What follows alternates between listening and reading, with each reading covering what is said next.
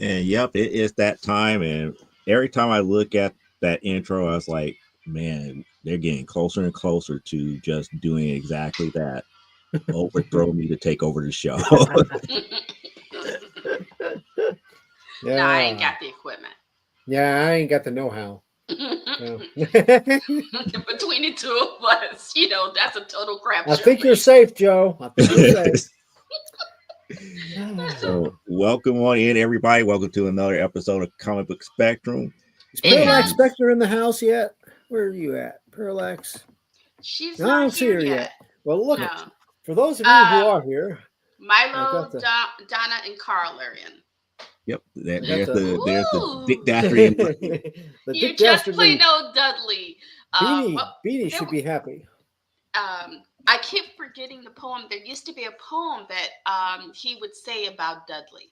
Every a few episodes, they would Hmm. play it about you just played old Dudley, a mangy hound, or something like that. Well, yeah, at the beginning of um, the what was it the which Yankee one? Doodle Dick Pigeon Dastardly and the show? Flying He Machine. would say, yeah, he would say, Something about the medals. Muttley, you snickering floppy-eared That's it, hound. Mudley. You're just plain old Mudley, If a dastardly hound. um, let's see, Muttley, you snivering floppy-eared hound. When courage is needed, you're never around. Those medals you wear on your moth-eaten chest should be there for bungling at which you are best. Yes, Oh, So stop the stop the pigeon! pigeon, Stop the stop the pigeon! pigeon, pigeon. Stop the stop the pigeon! pigeon, stop the pigeon. How? Nab him, Smash him! grab him, Bash him! slab him, stab him. Stop that pigeon now. That Oh my was goodness. it was one of the most underrated cartoon shows because it was too time period like. Yeah, yeah. As a little kid, I drew because I was impressed with all the different planes they would build. All of his mechanics would build these weird Oh, planes. Mhm, I would sit and make uh, Vulcan. What was it? The Vulture Squadron. mhm. They had the Vulture Squadron. I would make my own Vulture Squadron planes that I would design to, catch that pigeon and try to help out Muttley and wacky races. Yes. Well, thank you, Carl. when I was Yeah, yeah. really little, I used to draw what I used to refer to as the stick people circus. And I would start out with like a little bicycle, and then I would have all these stick figures, piled up on it. And some of my crazier drawings, it would just be like this, but mostly some of the crazier ones would out like that. And there'd be like stick figures on swings and doing acrobatics and stuff. Oh. And every once in a while, the teacher would catch me. It's like, if you put that much in your into your classwork, you could get an A plus. It's like, but I got an A anyway. What do you, it's Uh-huh, like, uh-huh. So what's the point? Coulda, woulda, shoulda. I did already. Oh, before I forget, if anybody has a lady friend or themselves and you want some interesting jewelry for your cosplay Mm, or whatnot, hit me up. I make stuff, mhm. you know. And I should be able to find, depending on what you have, I can actually custom do something for you. You know, I need to make money. Mhm. I need to make money because I gotta pay for them. I gotta pay off my comic book bill.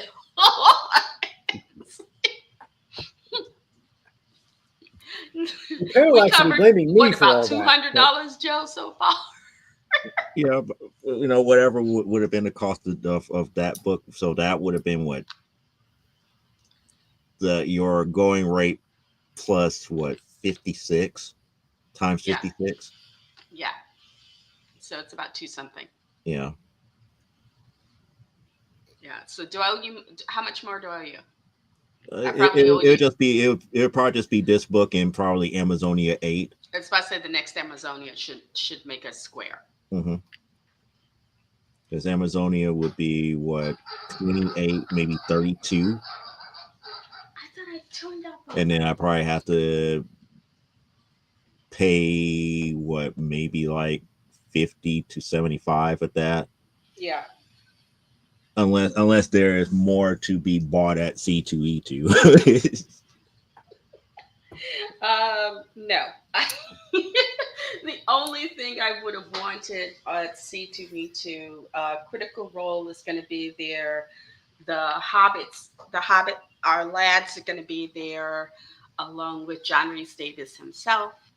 Um, and the Critical Role tickets, they've already sold out for the live show that they're going to do of the tabletop role play. And I think the meet to come in and meet them is like 400 and something, Hmm.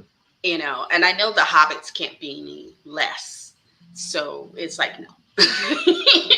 Besides, that's, I, I need to be at my table. I'm making itty bitty paintings. I'm going to be doing you guys saw the orchid eating the fairy. So the next ones I'm going to do are flowers coming out of skulls and things, Ooh. maybe eating. So I keep thinking I want at least one flower coming out of a decomposing heart. I do horror. So, Mhm. I is dark and strange and moody. Anybody who doesn't get that. It's so messed up because I'm nowhere near that genre. I just like I'm it, sorry. no, I edit it's well. just weird. It's just so weird because sometimes it's like people are like, I'm really into horror, and it's like listen to what they watch, and I was like, most of that is gore, so I'm going like, eh. There is some. I don't like torture porn. I'm not a torture porn idiot. So, and there are levels of gore. You get to a certain point, it's like, no. I still to this day cannot sit and watch Jaws, the first one, in a dark room. So the same thing about the movie Creature. I have not seen The Exorcist since That's a hard one to watch. I haven't watched that movie since I was 20, since I was what? Yeah, 19, 20 years old.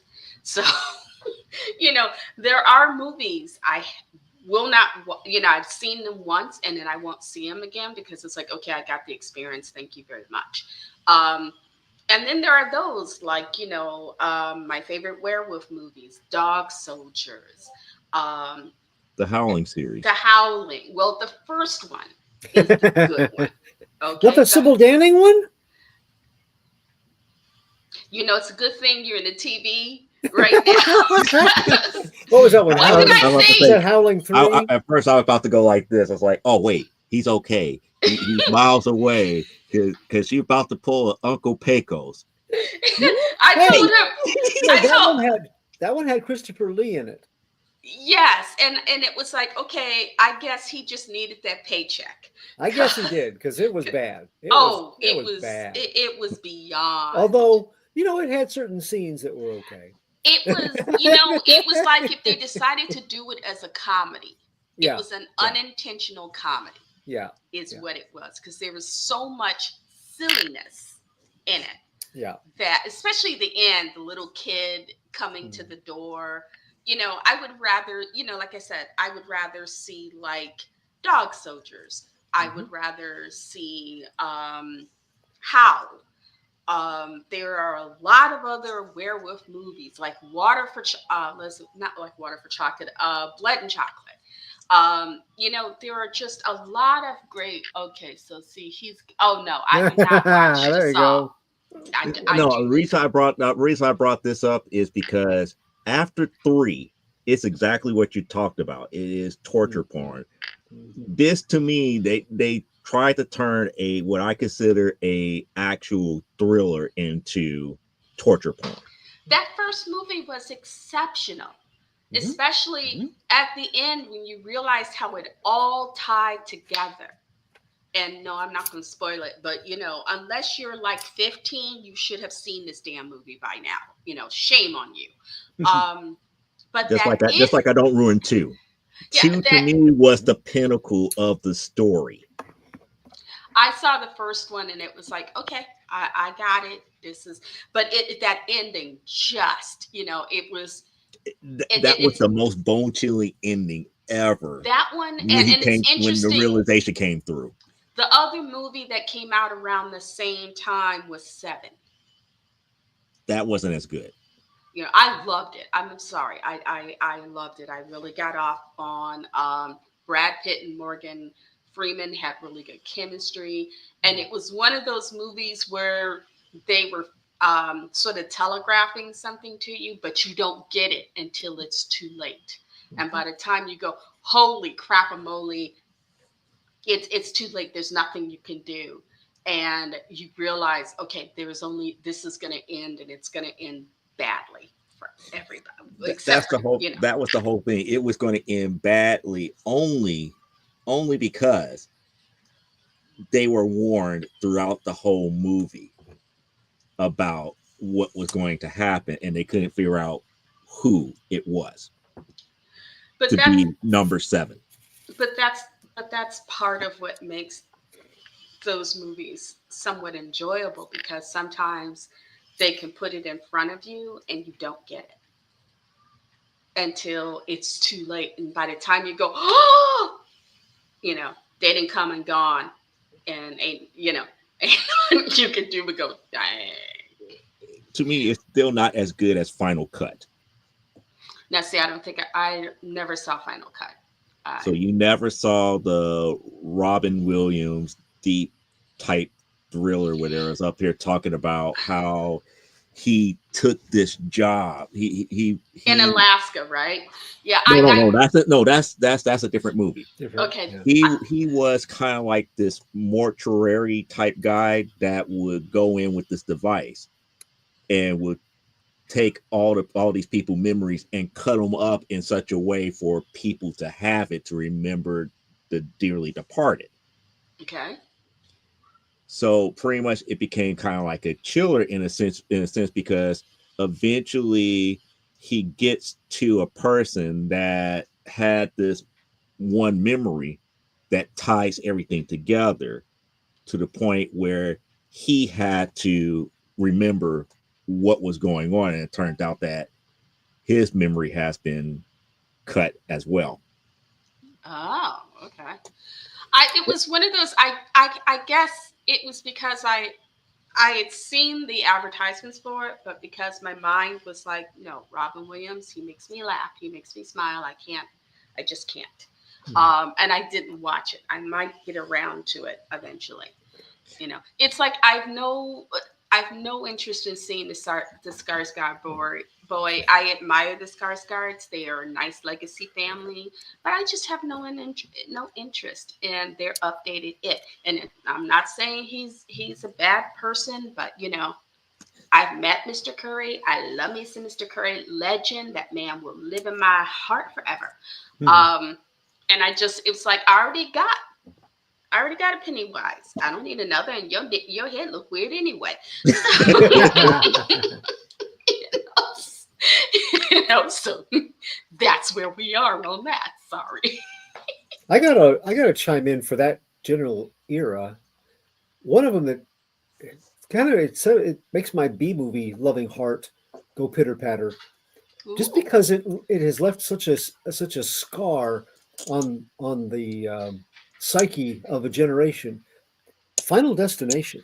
Oh, You know, you can't be behind a logging truck no. without that coming to life. So to actually insert itself into your everyday life that way, that's pretty effective movie making, even if it is just a B movie horror thing. No, but I really like it. It was the first one, especially, was exceptionally well made.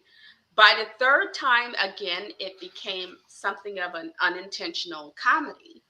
And it, you know, and to the point where every time you see a barbecue grill, you kind of stop for a second, and then you go, okay, let me get my burger. And if y'all haven't seen it, again, what is wrong with you? No, yeah, I have major problems with Final Destination because of its premise. Its premise it's like, oh, how often is this random happenstance with death is going to happen? And I believe in two of the movies, it was the random happenstance of a same person. And I was like, this doesn't make any sense. Well, It, in the second movie, the final girl was in an institution and they had to go see her because she had herself locked away so she wouldn't get killed. And so, because she was the last survivor, and they had to go in, and when they were kind of the smart kids who were, the final group were kind of figuring out what was going on, they then went to see her to see, and find out what did you do and whatnot. And So, see, the whole thing, like you say, Joe, there's a cheesy kind of premise about it. I get yeah, that. Mhm. I am fully aboard for, yeah, this is kind of a cheesy idea of this mythos that you're spinning. And yet, when it intercedes into people's collective consciousness to actually haunt their waking hours and situations sometimes, just from scenes from the movie, as flawed as that movie is, that's a pretty effective element for a horror tale. I think it's sort of like, thank you, Mr. Hitchcock, for making my daughter afraid to take showers. Then I I was should recommend that you have a dry cleaned. he scared me. I spent an entire year at 7 years old. I was terrified of birds. Mhm, I mhm. was just because I'd seen the birds for the first time at the on the channel at the ABC 3 o'clock movie because they used to have a 3 o'clock movie after the you would have what's it you would have the soap operas after you'd have the news, the game shows, the soap operas. You would have a half hour or hour of Dark Shadows, and Mhm. then you would have the 3 o'clock movie, and then after that you had the news. And I saw the birds that way, and I just remember scared the bejesus out of me, and I was just for the longest time I was afraid of birds because of that. And if a bird on my way to school, a robin dropped down in front of me, and I just stood there screaming, and the bird didn't move. I'm Mhm. standing there screaming my lungs out, and the bird is just sitting there looking at me like, "What? What? What you want? What's wrong with you?" And I'm like, "You saw that thing." In my head, I'm thinking, "He saw that movie. That bird's gonna kill me." One of the people, the person outside whose house I was standing, came out. Was like, "Child, what's wrong with you?" And I'm like, "The bird is gonna kill me. It's gonna kill me." And she was like, "Hold on." She went and got a broom. Because Yeah. I just knew that bird was just, my time was up.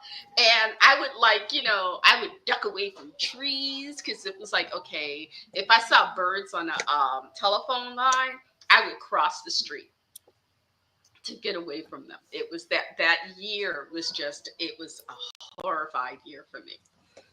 So thank you, Mr. Hiscock. I also decided I never wanted to be blonde and meet a guy who, had an ex. It made me want to look like her.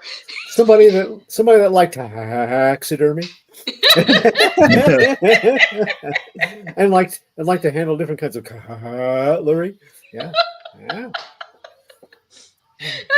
Oh, we are so deep in the old Wayback Machine. yes, we are. I'm just up here. It's like, wow, the birds. I'm just up here. It's like, it's just like it's not too many things that really scare me other than the situation at that time. Hmm. But like the more classical the B movie is, the more that I kind of believe that it can happen. Like the Tingler, I know for a fact can still happen today. People being so Oh my scared to God. death where Yeah, they yeah. die because they cannot scream. Scream. Yeah, Yeah. yeah, yeah. And I they was like, also, I'm up here. It's like that is definitely 100% human psychology. mhm, yeah, I mean, you had some amazing B movies back in the day. And, Mhm. and every once in a while you get something, though my heart, of all the Draculas, there is a special place in my heart for George Hamilton. Hmm. He was a Dracula that boogied, Mhm, mhm. you know. A Joe's sitting there Dracula like, with what? a Dracula, the only No, Dracula with a no, that's tan. it. No, I'm just hearing something weird happening in here, but there's no big, not nothing real big. I think somebody's washing or something. Oh. Okay. Hmm. Yeah, something. It's like something's like rattling, like pipes or something, because of some. Yeah, I was supposed to say you don't live that close to the metro.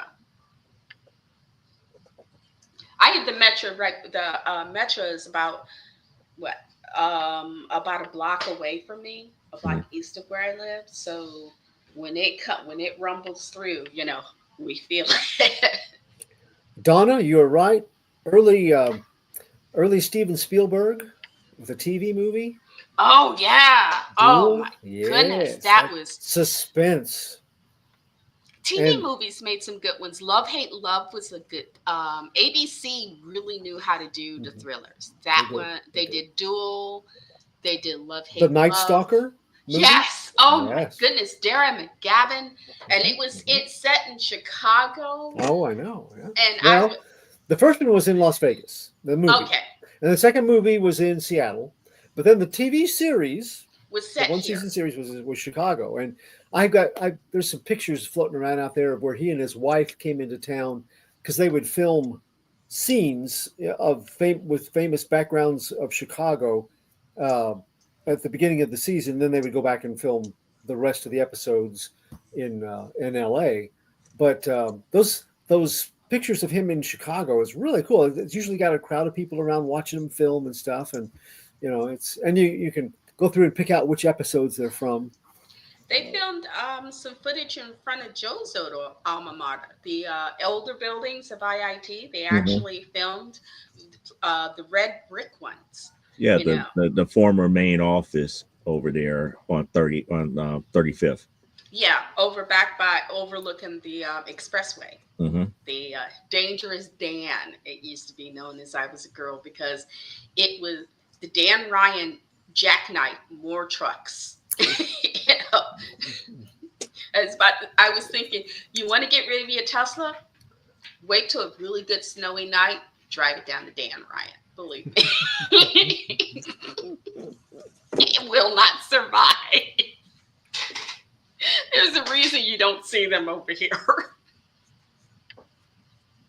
One of the driving games we had at work back in the day was cutting through. I mean, you could pick different cities, but picking Chicago, the Dan Ryan Expressway, and trying to like drag race through there as fast as we could. Yeah, yeah, I remember. Ooh, It was I it was always fun. wonder why there wasn't a Grand Theft Auto or one of those car games that wasn't set. I mean, and like started 95th at where the red line currently ends.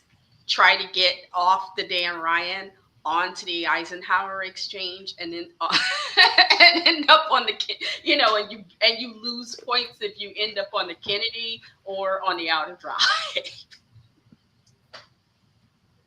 Oh, Donna says that they saw because I was going to say that truck, that weird old truck in Duel. It made me very paranoid about semis because the other time we saw it, they opened up the our part of the of I-57 southbound, Mm-hmm. and so we were on the highway and we saw more semis than we would usually see.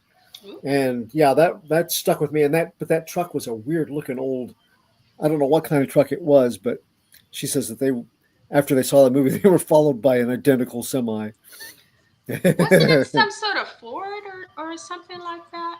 don't know. It had the long nose. It was like a Yeah, the uh, cab had an exceptionally long forward section with the engine. at a time when most of them were being chopped off. They were kind of Yeah, they were more snub straightforward. nosed.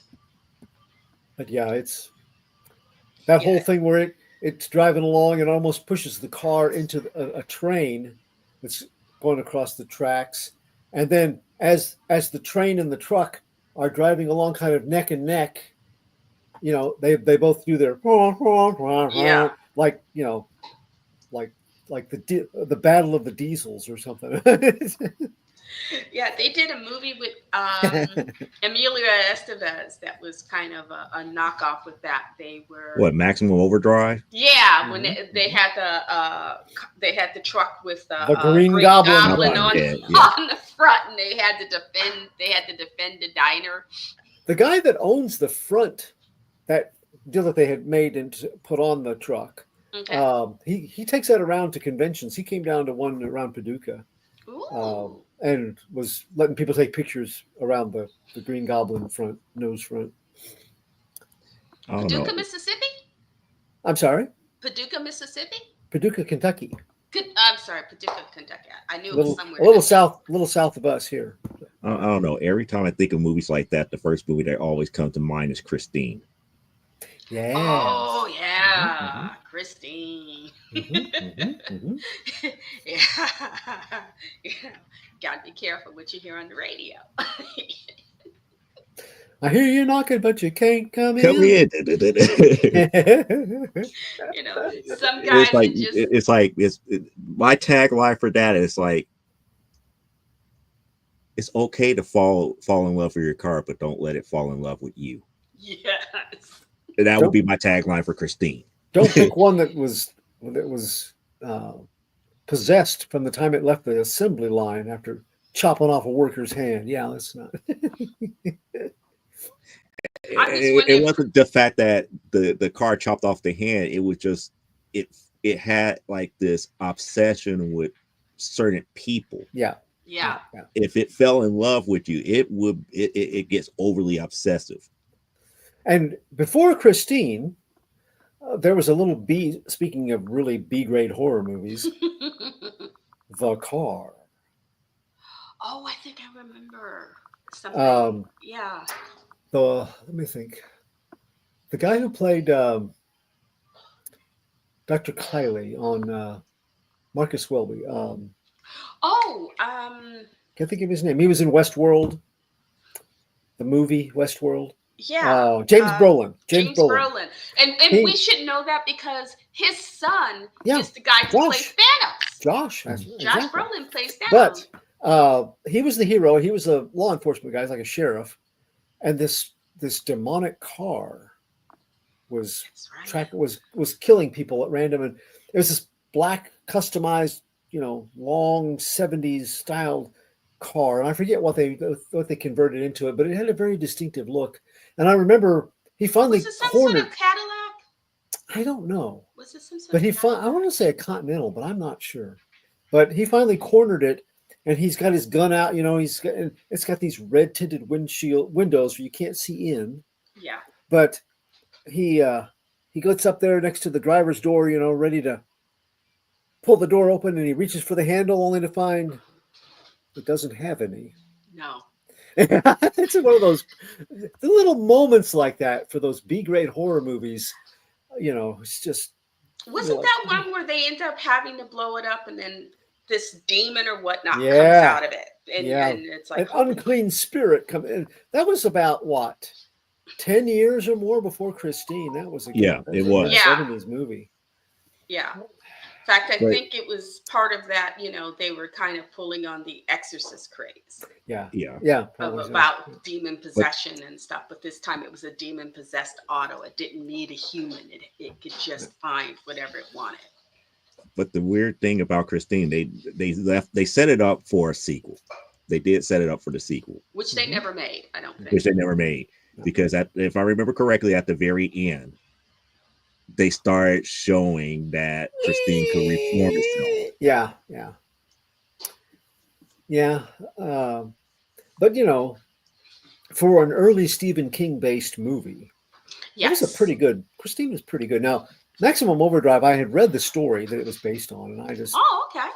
yeah, I was sort of like, it kind of followed like the Lawnmower Man. Read that story and then saw the movie and went, Yeah. really? I mean, They it, they dumbed down Lawnmower Man. well, and some of those stories they'd have been fine for like maybe an hour-long anthology show on TV or something, but Yeah. not enough to carry a whole movie. It would have made great for like One Step Beyond or Outer Yeah, Limits, yeah, Twilight Zone, hmm, something like that, or even a special edition of the Night Gallery. yeah, It yeah. would have been great. Mhm. Love me some Night Gallery. My Mm. mother just, and I loved it because she worked, she worked for the Board of Health here in the city, and Wednesday nights was late day.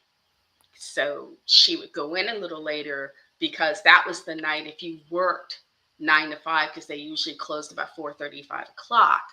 they had 1 day a week so that people who couldn't make, they were not, a lot of the clinics were not opened on the weekend. So if you had a job and you needed to get to the clinic, there was that 1 day where they would be open till about 7:30,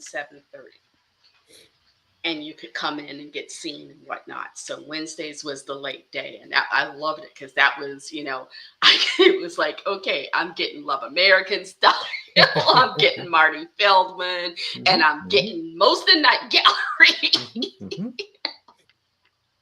That show started off strong, and then it became The Sixth Sense.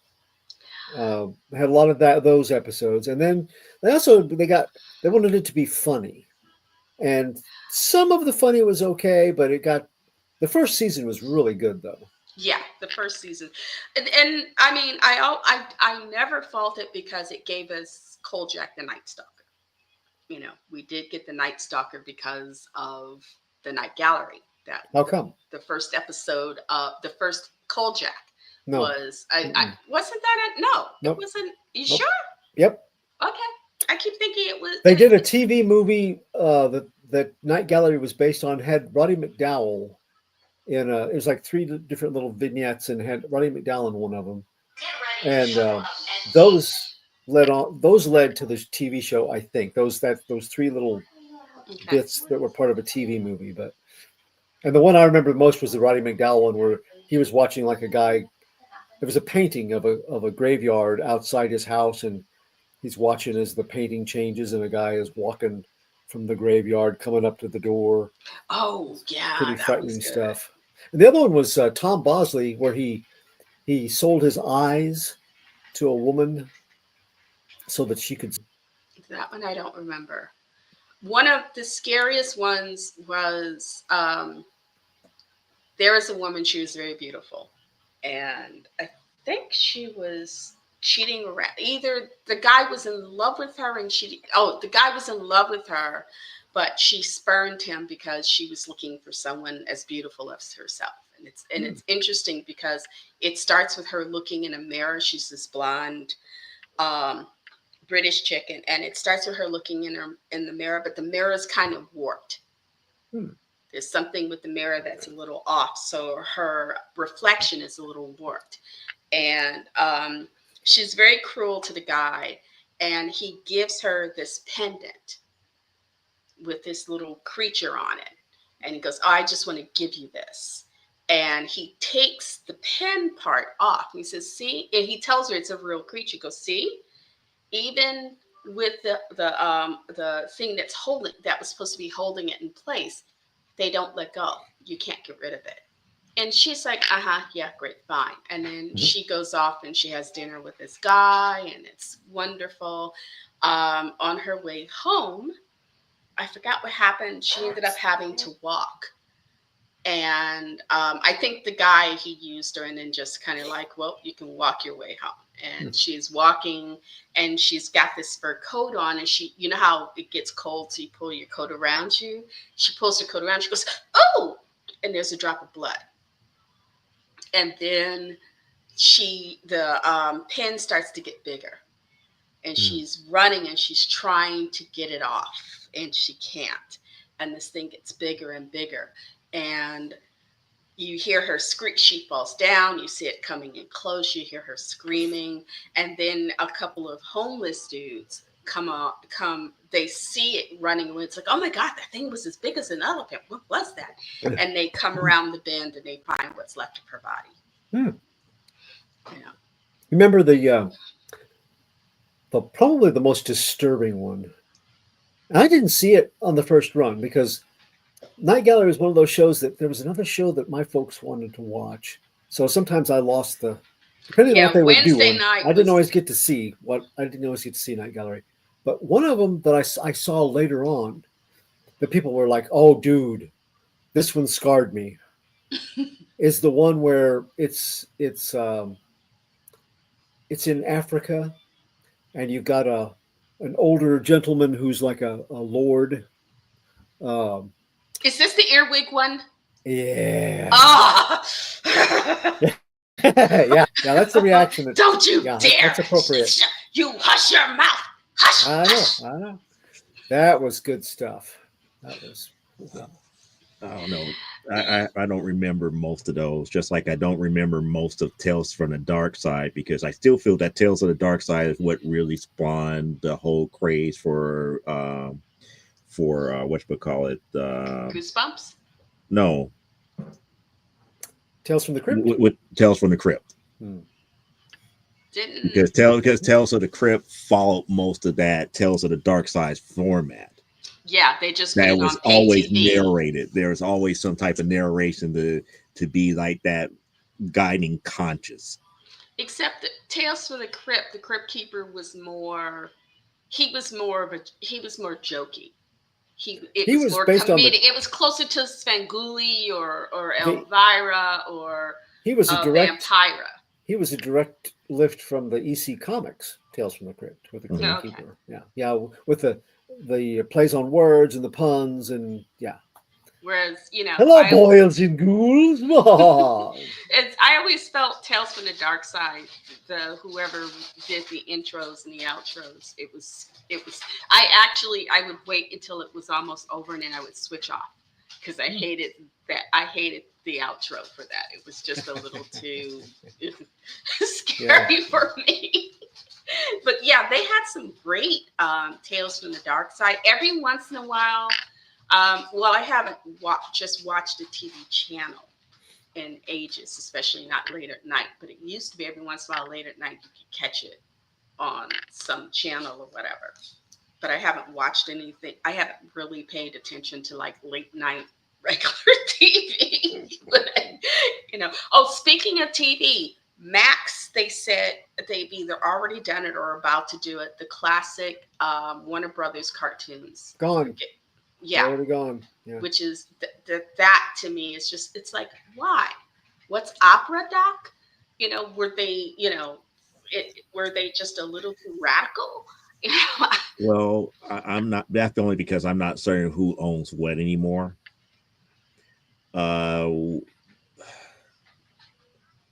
I believe they relicensed a lot of that stuff back out because the owners of Me TV now have their own cartoon channel that's free broadcast, oh, I didn't and know a that. lot of that stuff is now on that channel. No. Yeah, but serious, but which is funny because you would think Max would pay more money. They'd make more money off Max No, than they they own it. would. It's like they kind of own it now. I mean, you Oh, know, Max owns Me a TV. lot of Warner Brothers stuff. Yeah. Well, I mean, Oh, look at the we talked about the crossovers with the DC heroes. Warner owns Warner Brothers Looney Tunes characters and Hanna Barbera. They used to yeah. have the crossovers. Now what do? Yeah, let Dynamite do it. Let Dynamite do a comic book adaptation of it. We can't be bothered with it. It's beneath us. Which is sad because Very sad. those used to be some fun stuff. Yeah. You Well, know. and Eisner Award winning fun stuff. You know. Yes. You know. And So, but it's really sad because you try sometimes to explain to the younger generation what that stuff was like, and they just kind of, they give that deer in the headlights. yeah. Okay, smile and nod, and eventually they'll go away. And that's when it's like, okay, you know what? I'm gonna hit you so hard your ancestors gonna feel it. And don't use that just line because just a I'm putting it heads in my next book. just a heads up for those younger generations that are watching. The review tonight, my review is going to be the Herculoids #1 from Dynamite Comics. So, Yeah, that's going to be interesting. That's going to be interesting. So have you read it, Joe? no, I haven't read it, but I'm Okay. going to look forward to it here. I haven't. I've been so busy. I haven't had a chance to read anything. The one thing I've had was Heinlein's The Cat That Walks Through Walls Oh, because I had an Audible version of it. I've read it. I, Mhm. I remember I read it over. Holy crap! Okay, just date yourself, Elaine. 42 years ago.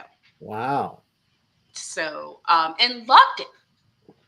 I loved it. I love Highline. He, as I said, he's very much like Dickens. Hmm.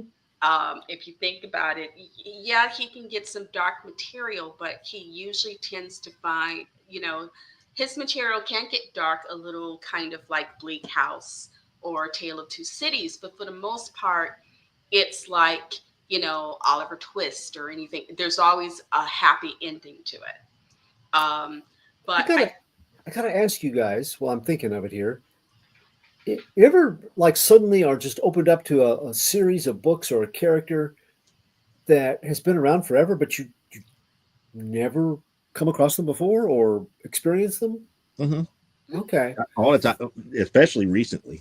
okay. Well, one of the people in our one of our book clubs, kind of almost like guilty pleasured himself into going, look, I started reading these when I was younger. They've been around a while, but I really like them. So here, I'm going to recommend the first one in this series. It's called the Travis McGee series. the, John B. McDonald. the name sounds familiar. Basically, Travis McGee's not a private detective. He's not a hard boiled cop or anything like that. But it's in that kind of genre. He he served in the military, probably the Korean War. Came out. He was in charge of supply, and he figured out how to get stuff. He was good at tracking down things and making deals, um, and so when he got out, he went to college and hung around gambling and picked up some money by knowing how to find things. And so this series, which began, first book was in '64, I think. He's living off the coast of Florida in a specific berth in a houseboat that he won in a card game. And what he does for money is he is in reclamation. He will find what you have lost and have like you have no legal recourse to get it back and retrieve it for you, recover it for you for half of its value. Hmm. Ooh. Okay. And he's a specialist in things like, well, one person had like a painting that had been in their family for a long time and they got swindled out of it, but they had no legal recourse to get it back. So, for half of the painting's worth, he would try to get it back for them. Hmm. Okay. Um, and keep the law out, not as part of it. One person hired him to reclaim the reputation that they had lost. Okay. Yeah, so there's some really weird things that he worked on, but It's and kind he of like what happened to Sergeant Bilko once he got out of the service. very much a similar type of character, except he's got a lot in common with the hard-boiled detective. You Oh, know, okay. he won't take a case just because it's like maybe it's a lot of money, but if it doesn't strike him just right, he won't. Oh, okay, yeah, yeah, Cool. Carl, yeah. He won't take just any case just because it's a lot of money or anything. He's worked for pro bono on some things just because he's like, well, these people deserve a break. This is not right, and I'm gonna see if what I can do to fix this. Um, but he's definitely got a kind of has a Don Quixote. He is not a hero. He'll be the first to tell he's not a hero. He'll tell you up front, but he gets locked into these things of it becomes a quest, a quest to make things right because these people deserve a break. They've had hard knocks, or there's a lot of money riding on this, and I'm going to get it, because and also I'm going to get paid, and I'm going to see that the bad guys don't get away with it. And So oh, okay. yeah. I guess similar stuff. There's a Timothy Hutton has a series Hmm. that's been off and on, but he has a crew.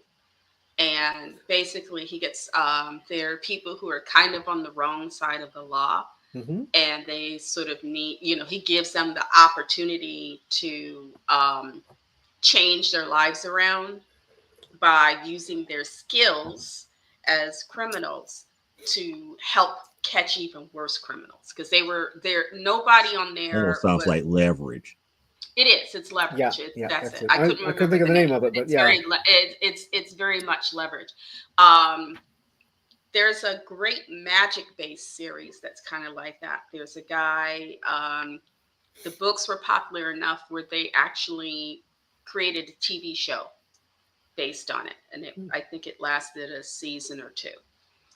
The something files, and I'm sorry, my mind is not pulling Mm. I'm not putting it up, but he's an actual wizard. He's a wizard. He's a practicing. Chicago's only practicing wizard. He's an actual wizard, but there are crimes that he ends up because they sort of impinge on his specialty, and to help people, he helps solve these things and gets under. Oh, there she is. Hey. Super evil, dastardly. Oh, no. I got to do the thing again. So is Beanie watching? I think that's Beanie that he was. Oh, night, Carl. Night, Carl. Night, Donna. Hey, Carl. I'm be heading out. So soon listen up. myself. I gotta take a ibuprofen and get to less harsh light before my eyes explode. Hey, Beanie. Muckley, you snickering floppy-eared hound. When courage is needed, you're never around. Those medals you wear on your moth-eaten chest should be there for bungling, at which you are best. So, stop the pigeon, stop the pigeon, stop the pigeon, stop the pigeon, stop the pigeon, stop the pigeon, stop the pigeon now. Stop the pigeon how? Nab him, grab him, stab him, slap him, stop that pigeon now. So yes, I got this dastardly shirt with you in mind. Yep. Catch the pigeon. Catch that pigeon. Leah, I have something for you that I'm giving Joe. I'm also giving a print to the girls that I'm going to give to Joe that he can forward on to you. So you guys there's a print for the girls, and in fact, I'm thinking I may give them the original. I'm glad you like me too.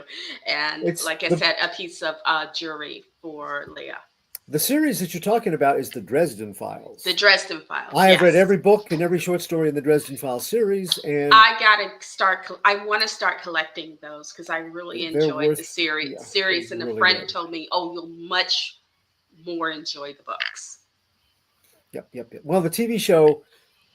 Okay, here's what's the trouble with TV shows and adaptations. They tried, but in the book. When you actually use magic, a lot of times you fry technology. Technology and magic don't work well together normally. So the car that Dresden owns is a Volkswagen, a classic old Volkswagen Beetle, because they're so basic. It's hard to break them down. They don't have any electronics to speak of. But in the TV show, Jeep was their sponsor, so of course he had to have a different kind of vehicle. I think it was a Wrangler that he drives. Some kind of an AMC thing. I don't know, but they had to change. I mean, this is part of his. This is like the marrow of his character. Was that Blue Beetle? The blue. They called it the Blue Beetle because it had most of what was still left of it from the original was blue. So, but they had to change it for the TV show. Yes, well, I am going to. You guys understand. My head is like 5 seconds short of ripping itself apart. I am going to take an ibuprofen. I am going to see if I can shut down. I might try to sketch, but I'm not making any guarantees because I am really worn out. Well, yeah. So sleep well, rest up. She needs to rest because she's probably going to be going around that apartment talking about no disassemble, no disassemble. Number 5 is alive. Either that or sneak up on people in the middle of the night and going, "They're coming to get you, Barbara." just hear somebody go, "Ah, shit!" Because I'm weird that way. I wish you watched wrestling because I would be up here. It's like, yeah, LA going to pull the boogeyman and be like, "I'm the boogeyman. I'm coming to get you." And he that was his gimmick, and he will pop up at any place, anywhere, anytime. Why? Because he's the boogeyman. I'm coming to get you. Kind of like Eddie Murphy in the first Beverly Hills Cop. Yes. where you kept popping up in the cars going, oh goodness, that actually hurt. Okay. I love you guys. I'm sorry. Okay. They can explain it if anybody's curious. Okay. See y'all later. Night Bye. night. Yep. Hello? There she is. There. And, Ah, oh wow. I mean, it's just a lot. It's just a lot of stuff that's I just creatively. I'm just up here like, wow. I just wish we could go back to some of those times. mhm. You know. Well, that's the power of nostalgia. You can remember times past and some of the things that you carry around with you from books, movies, and TV shows. And but I try to add to that. I Mhm. try to have new experiences and new things to add into that ongoing tapestry. It seems like a lot of people our age or my age, they just want to kind of dwell on what's been and not looking at what is and what's coming out. And I think they're missing out because there's some really good. I mean, yeah, there's some stuff that you don't care for, or kind of there are trends you may not like, but there's a lot of good stuff out there.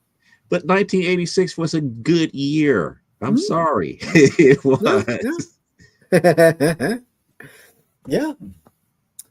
86. That was year we got married in 84, so those 84 to 94 was all about setting down roots and having a family. It was pretty exciting stuff.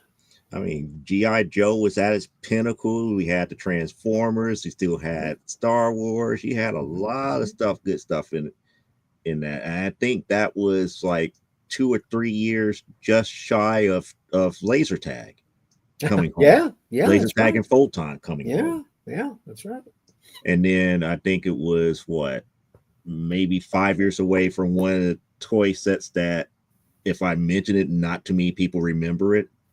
Only because I remember it because it was one of the few TV shows that you could use the actual toy on. Yeah, Captain Power and the Soldiers of the Soldier of the Future. Future, yes, because you Yeah, could buy the VHS cassette yeah. tapes of the episodes that never appeared on television, and you could play on the Mhm. videotape as well as the actual broadcast shows, which lasts, I think, one season. You'll never know as a young adult how tempting it was to grab at least one of the flyers, batteries, and a videotape, Mhm. buy it, but I just really couldn't. It's like young couple starting out. It's like it's just not an expense that we can dive into right now. And later on, I did get one of the video cassettes and watched it, and but I never did have all the stuff to play it. I just got to see it from Because afar. the way that it worked is like it was just different types of planes that each one of the Soldiers of the Futures had, plus the enemy. They had the enemy planes, Yeah, and you can yeah, have the enemy plane and the hero planes play at the same time in the show, yeah, and yeah. it knows the difference between which was enemy fire. And I was And like, those were cool looking ships too. I mhm. thought they were designed well. They looked And really it was neat. it was designed to fit in a hand like a regular gun, and it had a trigger that's there, and you would move out the way and everything to, you know, but with your hand and everything, and you will fire back, Mhm, and it keeps track of score electronically. mhm. But it also registers how many times you get hit, and if you get hit enough time, your your action figure will actually eject out of the plane. Yeah, the episodes that I saw also, they seemed to be, yeah, it was a game and it definitely had a young audience in mind, but a lot of the character development stuff was pretty good for a Mhm. children's television show or children's programming. Pretty But it was pretty just well made. expensive to produce. I mean, that was the whole Yeah, thing. It's like with all the CG graphics and the technology that they used for magnetic tape back then was yeah, just expensive. yeah, yeah. I know. I And it's like, remember that they were kind of pricey. I mean, that's why I didn't pick one up because I was like, I just couldn't. Yeah, we need funds for too many other necessities right now than zappy guns to play kid TV shows with. Exactly. I mean, Yeah. but if you go back and look at some of the YouTube Mm-hmm. documentaries dealing with that and just the technology, because Mhm. while everything was slowly moving more and more towards computers, they were up here. It's like, oh, as kids, we're moving more towards getting the NES by 1980, 86, 87, because I think the NES came out around like 84, 85. But by 86, 87, not every household could afford a Nintendo Entertainment System like that. So Right. what was the next best thing? So Mattel came out with exactly Captain Power and Soldiers of the Future. And it's like Mhm. it was a hit, but it was just overly expensive Mhm. to maintain. Yeah. Yeah. Something we were watching overdue. Look Yeah, at Tuesday Taylor. I need to feed my wife, Be my not wife. but, Yeah. but not by the No, way. that was. I mean, we were clipping coupons and going to. They had the places that were cheap were called the Mad Pricer. You go to the Mad Pricer and find stuff. The generic, the black and white label generics. You Right. know, not even the like secondary brand. No, no, Mm-hmm. no, no. These were pencil shaving coffee, and Right. it's nasty stuff. Clyde today. Wife can steal food. Look at that. Look at that Tuesday Taylor. Yeah, Yeah, the no frills brand, or yeah. as they used to call it, I believe, like grade C or grade D. Some of it was okay, and then some of it was just bad. I Mm-hmm. mean, ugh. I've never wanted to. Growing up, we didn't buy the name brands a lot. It was usually like the Kroger brand or the Mm-hmm. IGA brand. Those were generally pretty close to the same thing. But some of those black and white generic, I remember uh, one of my desperate friends bought a 6-pack of black and white beer.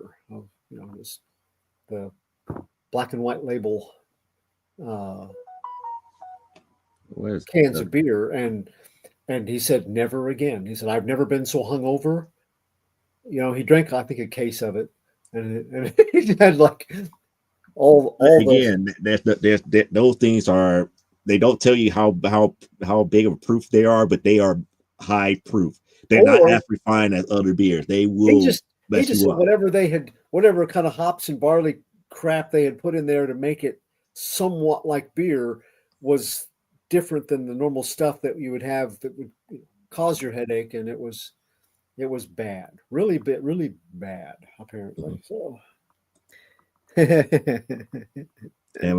Amazon Fresh and Happy Belly brands hmm hmm is really good stuff.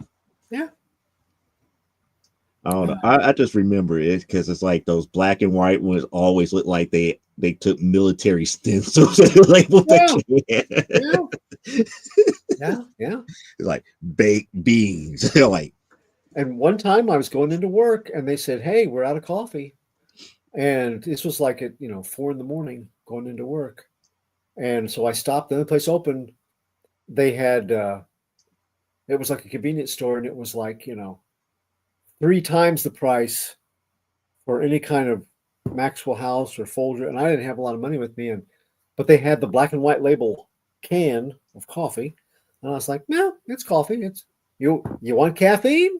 I'll bring caffeine." And I brought that, and we made do until 9 o'clock in the morning, and then somebody else went and got something regular because it looked like pencil shavings when we opened it up. It was like it was brown, and you go, well, maybe it smells like coffee. mhm. Yeah. But how strong was it? It did keep anybody from having too bad of a nicotine of a caffeine withdrawal headache or anything. So Mhm. it must have had some nicotine in it, but boy, I remember people they went through probably 3 times more sugar and creamer trying to make it drinkable. So people that would normally drink their coffee black were like, more sugar. Wow. But like I said, it got us over and everything. Nobody died. Nobody had a caffeine withdrawal fit and killed somebody. I'm sorry. I gotta show you this. I gotta show Okay. you this. I'm about to bring it up on the screen here. Okay. I should have known that a certain person was going to go out there, not find the example that we grew up with, but it's kind of like what we're talking about here. Okay. I don't think that's not the actual way it was, but it's close enough Pretty to give close. people a better understanding of what we're talking about the No Frills brand, Yeah. something like that. Yeah. That's very much. Yep. Yep. Yep. Yep. Because the next step up from that would be like the store brands. Mm-hmm. Now, see, that kind of cola, they also made it in diet. And I remember a few times I got that. It wasn't too bad. I mean, it was, you know, it was pretty good. It was good enough. Only thing I remember about these type of brands here, Mm-hmm. if you have to stick with a soda and you want something that was good to get you over, Mm-hmm. go with the root beer. Yeah, and if I remember right, the cola I could do. The root beer was okay. I avoided the lemon lime. I didn't. I thought it had a Lemon lime really, was not the all that diet great. lemon lime had a real The aftertaste. orange was just fizzy, like fizzy high C. Yeah, It yeah, was just nothing but syrup, and I was like, yeah, ugh. yeah. Well, and most of the ones I drank were the diet ones. So diet root beer, diet cola, but the diet, if I remember right, the diet lemon lime just had a really bad CNC cola. aftertaste. That got to be a regional thing because I don't remember CNC. Hmm. Diet Around right. here, we had Fanta and Vess, and the one that was most prevalent when I was growing up was Shasta. Yeah, you had Shasta, and then people don't. Well, we still have it here, knee high, Oh yeah. Mhm. and then I forgot what it was. It was something Swiss was another off-brand cola. Off-brand cola, orange soda, grape soda. It's something Swiss, but I can't remember. Dr. Diet Brown's. Mhm. Oh my goodness, that's messed up. Okay, so that's the Oh, okay. CNC cola. I've never seen that. Like I said, that's a regional thing because every store had its own type of cola. Even some of the convenience stores around here had their own cream soda. Mhm. Oh, now you're up here making me think about Wildwood. Wildwood was another off-brand, but I think that's only regional to here.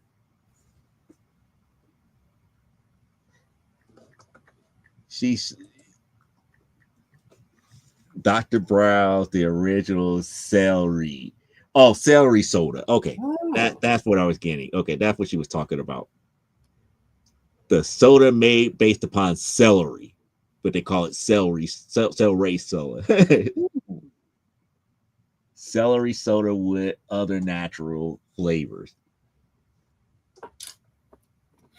That does not sound advertising. It's a celery flavored soda. celery Considering that flavored celery food has isn't even good, negative much less. calories. Yeah. Oh, she said it was terrible. It's terrible. But you bring it up to us like it's got you bring it up like it's the best thing since Wonder Bread. Celery soda. Conversation piece soda. uh, That's the other so thing. That's the other thing that makes me go yuck. It was I forgot who made it, but it was somebody who made a chocolate soda. they around here I remember what they sold in bottles in the refrigerated cases. I can't remember the name of it. It was never a big thing here, but they did have it, and a few times when I was a little kid, I got it, Mm-hmm. and it was like it was like cold chocolate, like hot chocolate that was chilled, and then you give it spritz, Mm-hmm. give it seltzer, and it just I don't know, it just didn't really. is okay, but it wasn't something I craved. I mean, I'd much rather have a good cold uh, diet orange crush in the summertime. That was much more refreshing to me than that. But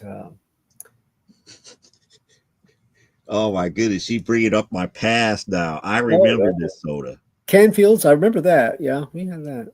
Canfield Yep. chocolate fudge. Yeah, yeah, that's it. That stuff is And they not had a good diet. at all.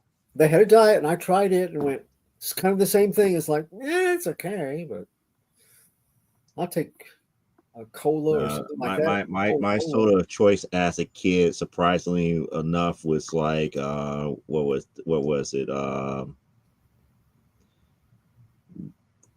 The blackberry or red berry soda. Fago? It doesn't matter which brand. It could be Fago, it could be Knee Oh. High, it could be anything, but it was like a red berry slash red cherry. Mm-hmm. Fago was one of the last ones around here that made diet grape that tasted like knee high, grape knee Hmm. high. And they made it with a sweetener that I could have right up until the start of this year. And I went to get some, and then their soda's expensive. You don't just go, I would get a bottle every now and again, and we're talking like a small Hmm. bottle, just for the flavor of it. But it was too expensive to get all the time, and and I went to get one, and they had changed the sweetener to the stuff I can't have anymore. Right. So I was like, Curse you. "Curse you!" Uh, but I can't really blame them because that sweetener does taste good. I can Mhm. see where people prefer it to just about any other form of sweetener, but it plays havoc with my circulatory system. My long-term diabetic circulatory system that has to struggle to keep up does not like it, and Mhm. it lets me know about it. So it's coffee. Mhm. Yep, and So that's a lot safer here. did you see, Joe, where 5 p.m. yesterday, Diamond Distributing closed out all of the bids, the pre-bidding, and now they are waiting to auction off all the remains of their company uh, the 24th during Mm. the bidding deal. So kind of an end of an era.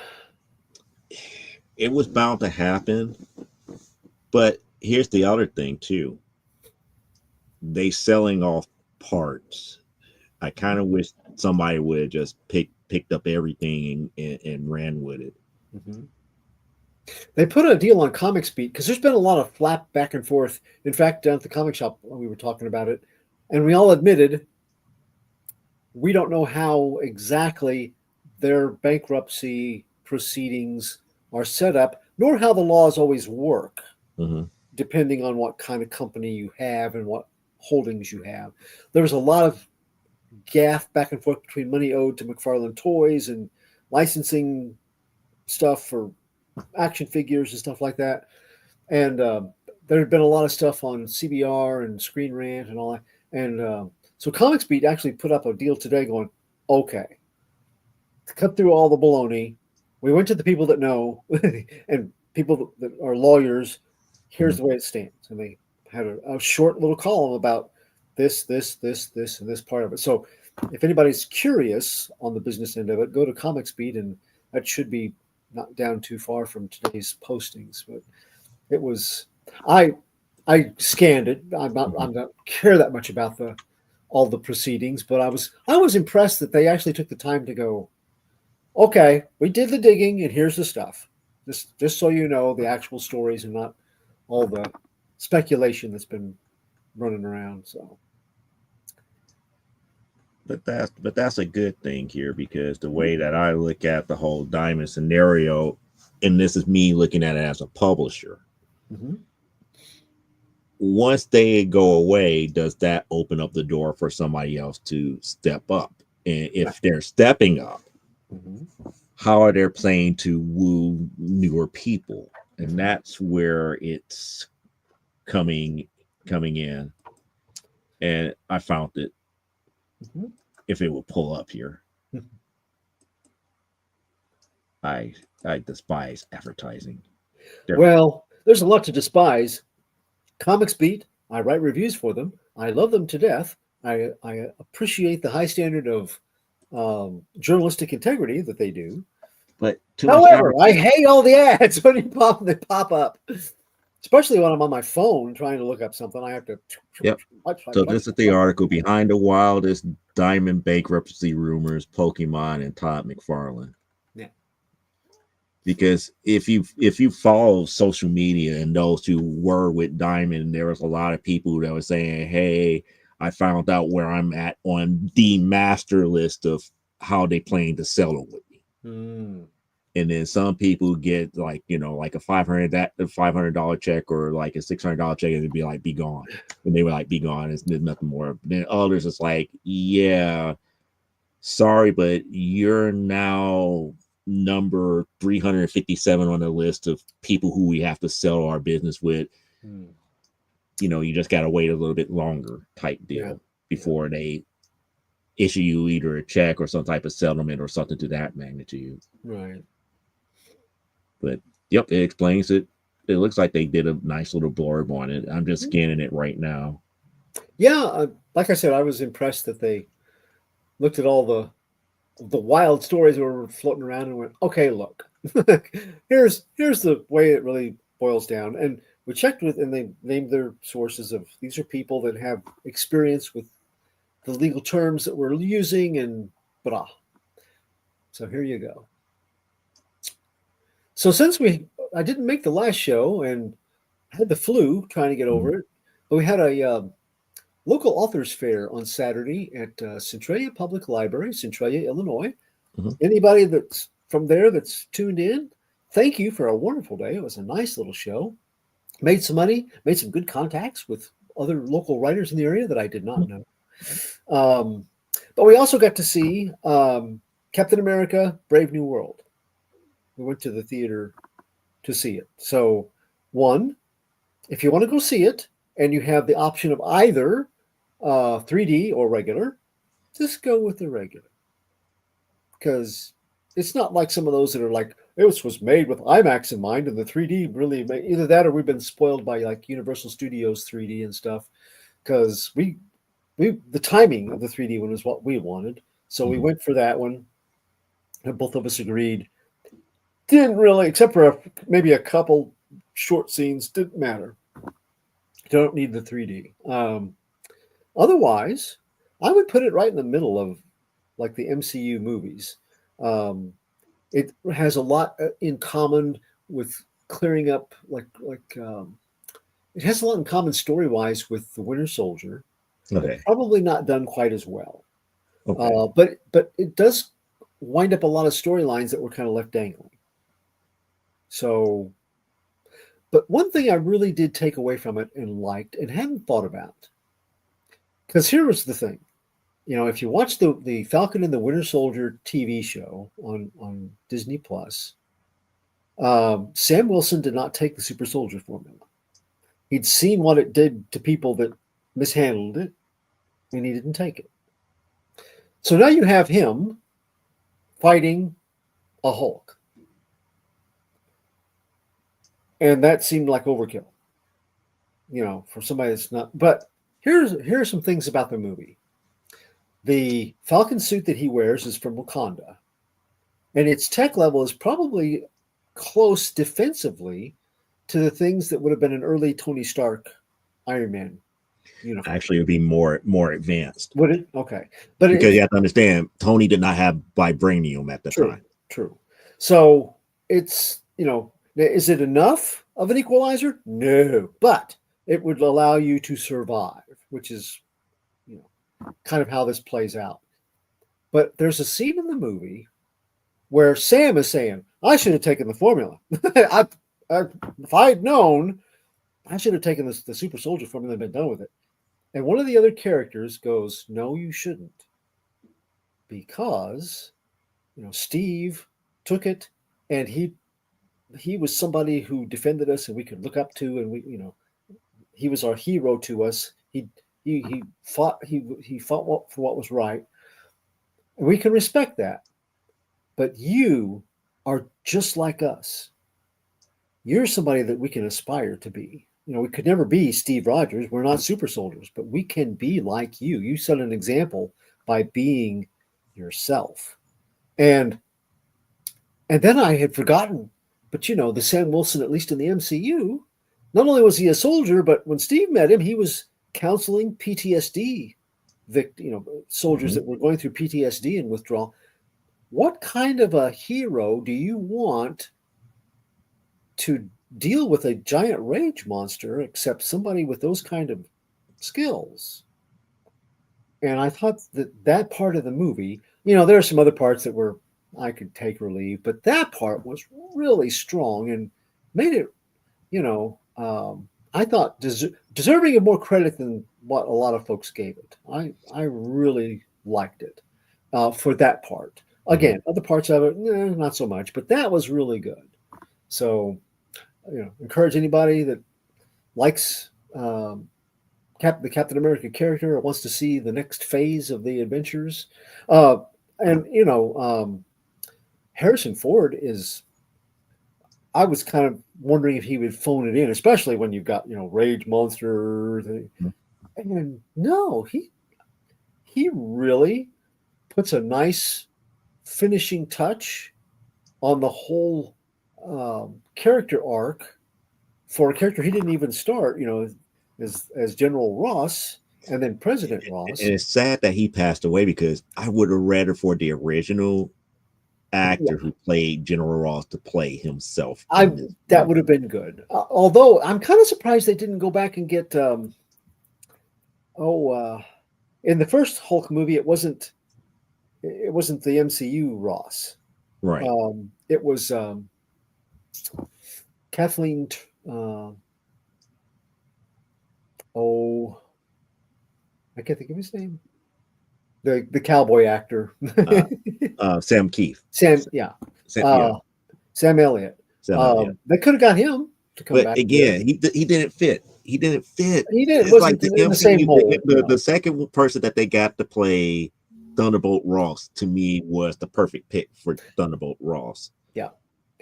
But again, for just picking up the mantle and finishing it out, or at least he could still be in other parts. It's not necessarily the last time that he necessarily have to show up, but to conclude overall the character arc that he had gone through, Ford put in a good performance, and it was not phoned in. It was not just kind of whatever. He did. Here's the other thing that I haven't seen the movie, but I wish it probably was in there. That I would have had some type of Easter egg or some type of scene where he actually goes and see Blonsky again. Yeah, that would have been good. And it's like now, and he comes to Blonsky and it's like, now I understand where I went wrong. Yeah. And fight Blonsky to correct his mistake. Yeah. Well, except that Blonsky, as portrayed, has kind of come to terms with his whole, even before I think Banner did, he kind of was like, I'm good. So according to the Disney Plus shows, at least that, i.e. the show. He knew what he became. He understood and he knew what he became as Abomination. Yeah. But I'm just seeing, the way that MCU General Ross was. It's like he never left any stones unturned. Right. And if it was a mistake, he's going to correct it. And I was like, I wish they would have did that too. Yeah. Or at least have some type of indication that he was going to go after Blonsky to correct that mistake. Oh, speaking of movies, Joe. Yeah. The Berserker movie based on the Keanu Reeves comic book just got a step closer to being reality. Yeah. I'm up there. It's like, I knew you'd be excited. Whoop-de-doo, hooray. I mean, it would happen. It would happen when it happens here. But on a brighter note, I got a preview of what's going to be shown on new comic book pickups of the week, but this one book I know will make you happy. Okay. Give me 1 second here. And just for anybody that cares about the Berserker thing, Justin Lin has been tapped to be the director for it. The Fast and Furious. It will make you so happy that you're probably going to be jumping out of your seat. Okay. And it wasn't one of those things that were easy to come by. Uh-huh.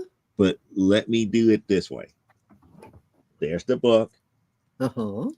I know it's one of your favorites. Okay.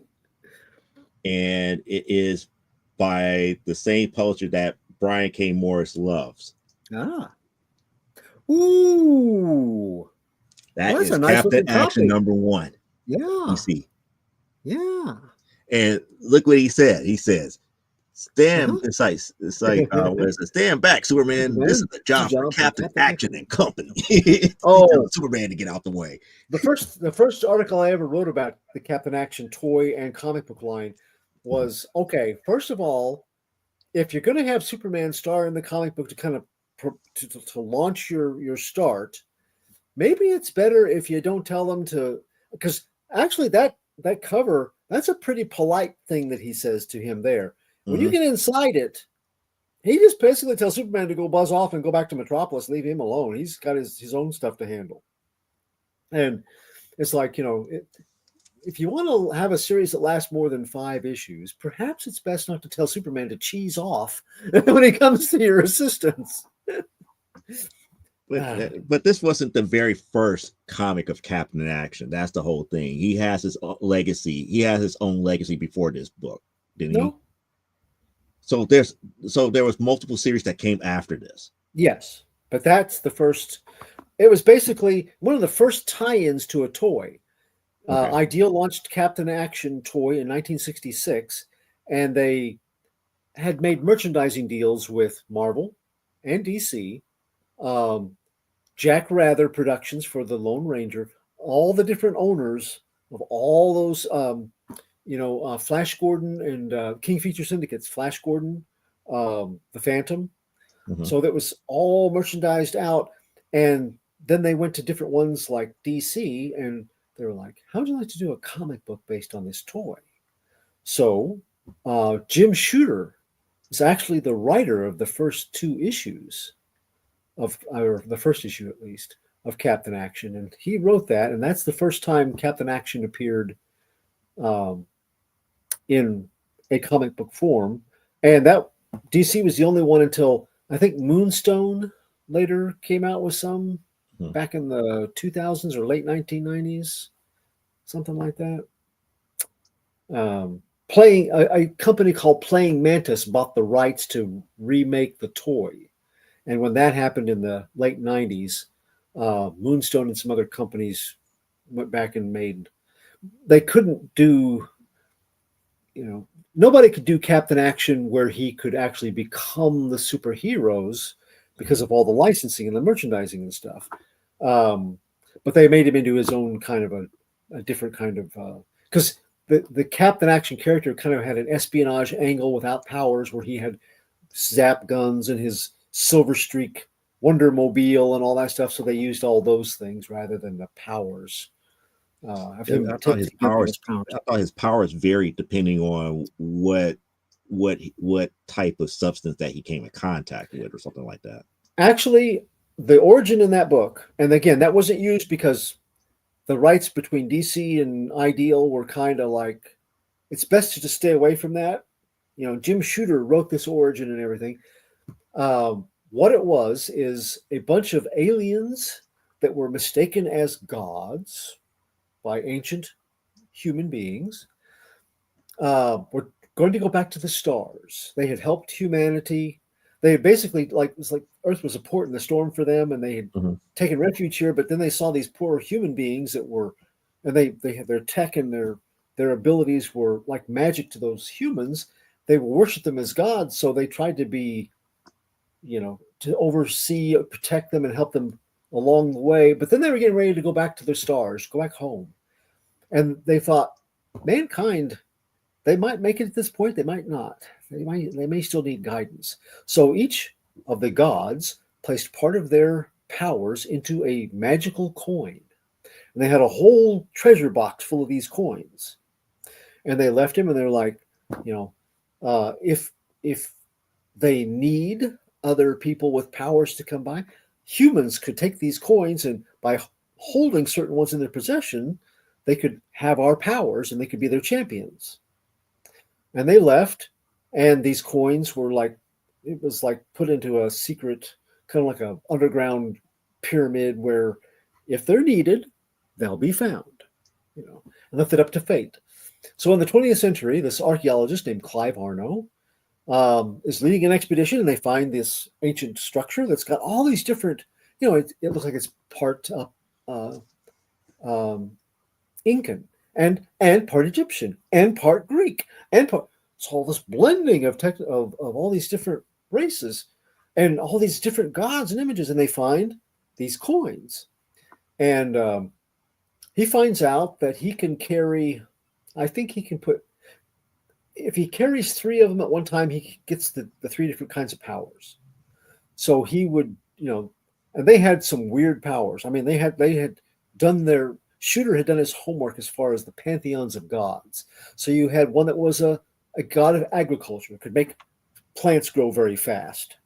Another one was Zeus with lightning ability, lightning bolts and stuff.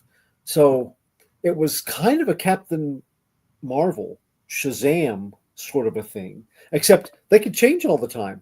And then his son wanted to get in on the action, so he made him Action Boy, and he gave him a couple of coins. So Cap would carry three, he would carry two.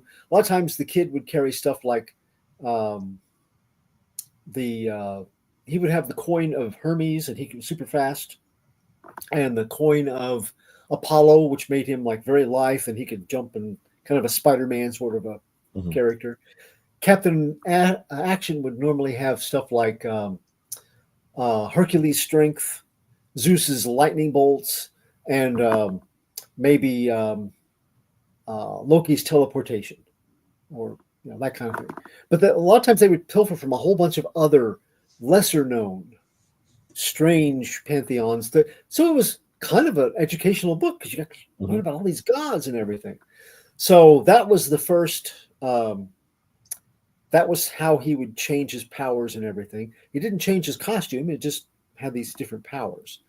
And then I think Shooter wrote the first two issues because it was kind of a continuation.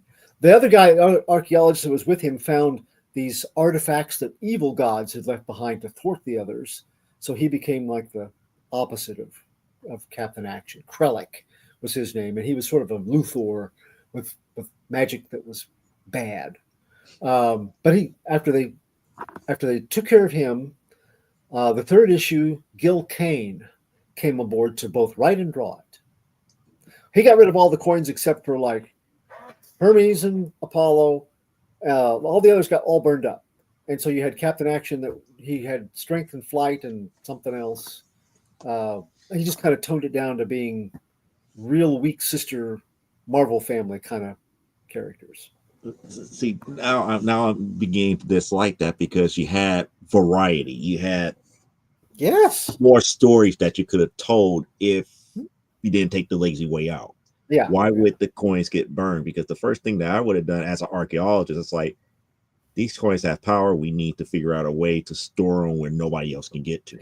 And he was a curator of the Mid-City Museum where they lived, so he had them in a vault, and they would go pick out the ones that they needed for certain missions in the first two issues. But Dr. Evil was his main nemesis, another ideal toy, and he launched an attack and destroyed a wing of the museum, and it melted all of those magical coins that were there, that were not the ones that they had on them at the time, melted them into a slag. So they got rid of it. And, the artwork on Wallace Wood did the artwork on the first two issues and the cover, and it's Wallace Wood, good stuff. Gil Kane is he had a real dynamic and kind of psychedelic look about it, which fit the time period. So I really love the art in the last issues, but I hated the fact that they dumbed down the whole pantheon basis. I thought that was as a young reader, that was fascinating to me. But it was so much there. Even with the coins getting melted, they could be reprinted. And because they were melted together, you don't know what you may have if they use those coins. Because now you got like whatever 5 dedicated ones that you originally have, and these now new experimental ones. That could be a blending of the remainder's powers. And you have to, and to me, if I was the writer, I would be like, okay, once they meld together and we repress them, maybe it would be best if we just only use one of these at a time, because we don't know what's there. And we don't know how these coins really affect us. Because, you know, like I said, he's taking 3. It's like, what's the upper limit of how many coins we could have at any given time that we could use all the powers from? I had made a character that okay, so we were playing online Changeling the Dreaming, which was all about these, you know, Fae characters. And one of the deals that they came up with, a character that you could play, was based on an enchanted item, like a mannequin or something that had been glamored into having its own sentience, sort of like the kind of like in Beauty and the Beast, how the different parts of the kitchen actually had personalities and things. You could do something like that, and a lot of people would do mannequins or dolls that came to life. So I made a Captain Action type doll, and he had all these different personalities he could become, and he could become Red Rider. And I changed. I didn't use any of the characters from Captain Action, but his whole thing was when he was in his regular guise, he had these 3 godly powers and you could change them, you know, so sometimes he would have the ability to call down snow. One time he had the ability to change percentages, luck like Nike, the powers of Nike. So he could change. He's like, I got a 97% chance to hit you. After I made my roll, you now have a 37% chance to hit me. What? How does that work? Like this. It was fun to play those, and each of the different personalities, each of the different doll type characters had, you know, different parts of the powers that would, like superior aim and speed of shooting for Red Rider with his lever action rifle, that kind of, and tracking for like Lone Ranger and stuff like that, you know. Yep. But yeah, I kind of got a chance to dive into that whole Pantheon exploration through that character, and came to the same conclusion. It's like they really missed out. That was a clever and fun way to. And you know, Shooter was like all of what, 16 or 15 or 16 when he was writing that kind of stuff.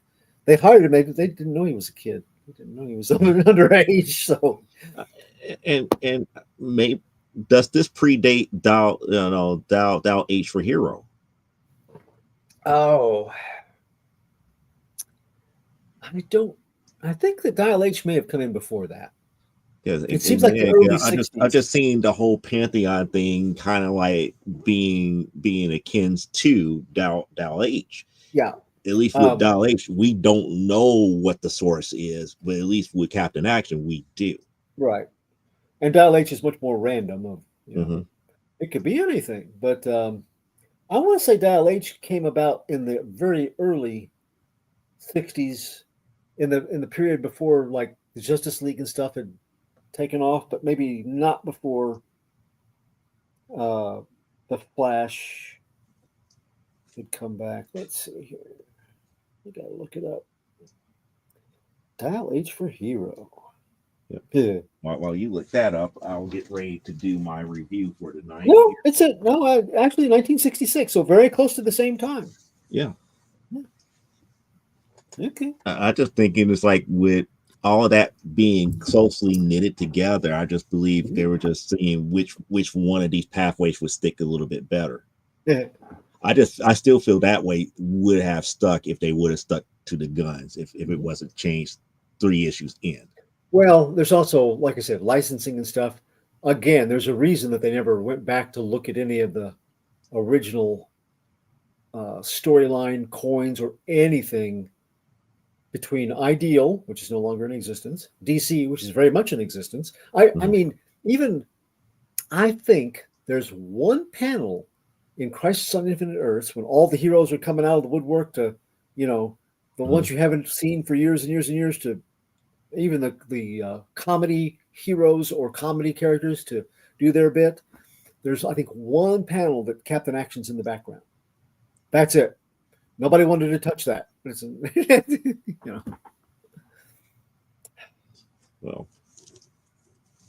Well, we got the quandary again. We got one of 3 books I could do. One is a continuation of a story. The other one is something that I thought was kind of cool. And the third one, even though it's not rent inducing, I'm kind of like, I just really wish they would have been done a different way. Okay. So, So chat is up to you. You pick now. It's up to me? No, they have to chat. It's up to the chat. So you can either take the one that's a continuing story, the one that I kind of dig, despite the fact that it might not be something that I would usually read, or the one that disappointed me, but it will not induce a rant. Okay. Well, while they decide, Joe, did you watch the Netflix shows of the Marvel characters, like the Defenders? Yes. Okay. Did you like it? Like them? I like the greater majority of them. Okay. I love Daredevil. Okay. I love the Defenders. Okay. I like Jessica Jones season 1. Season 2 is least likely desired. Right.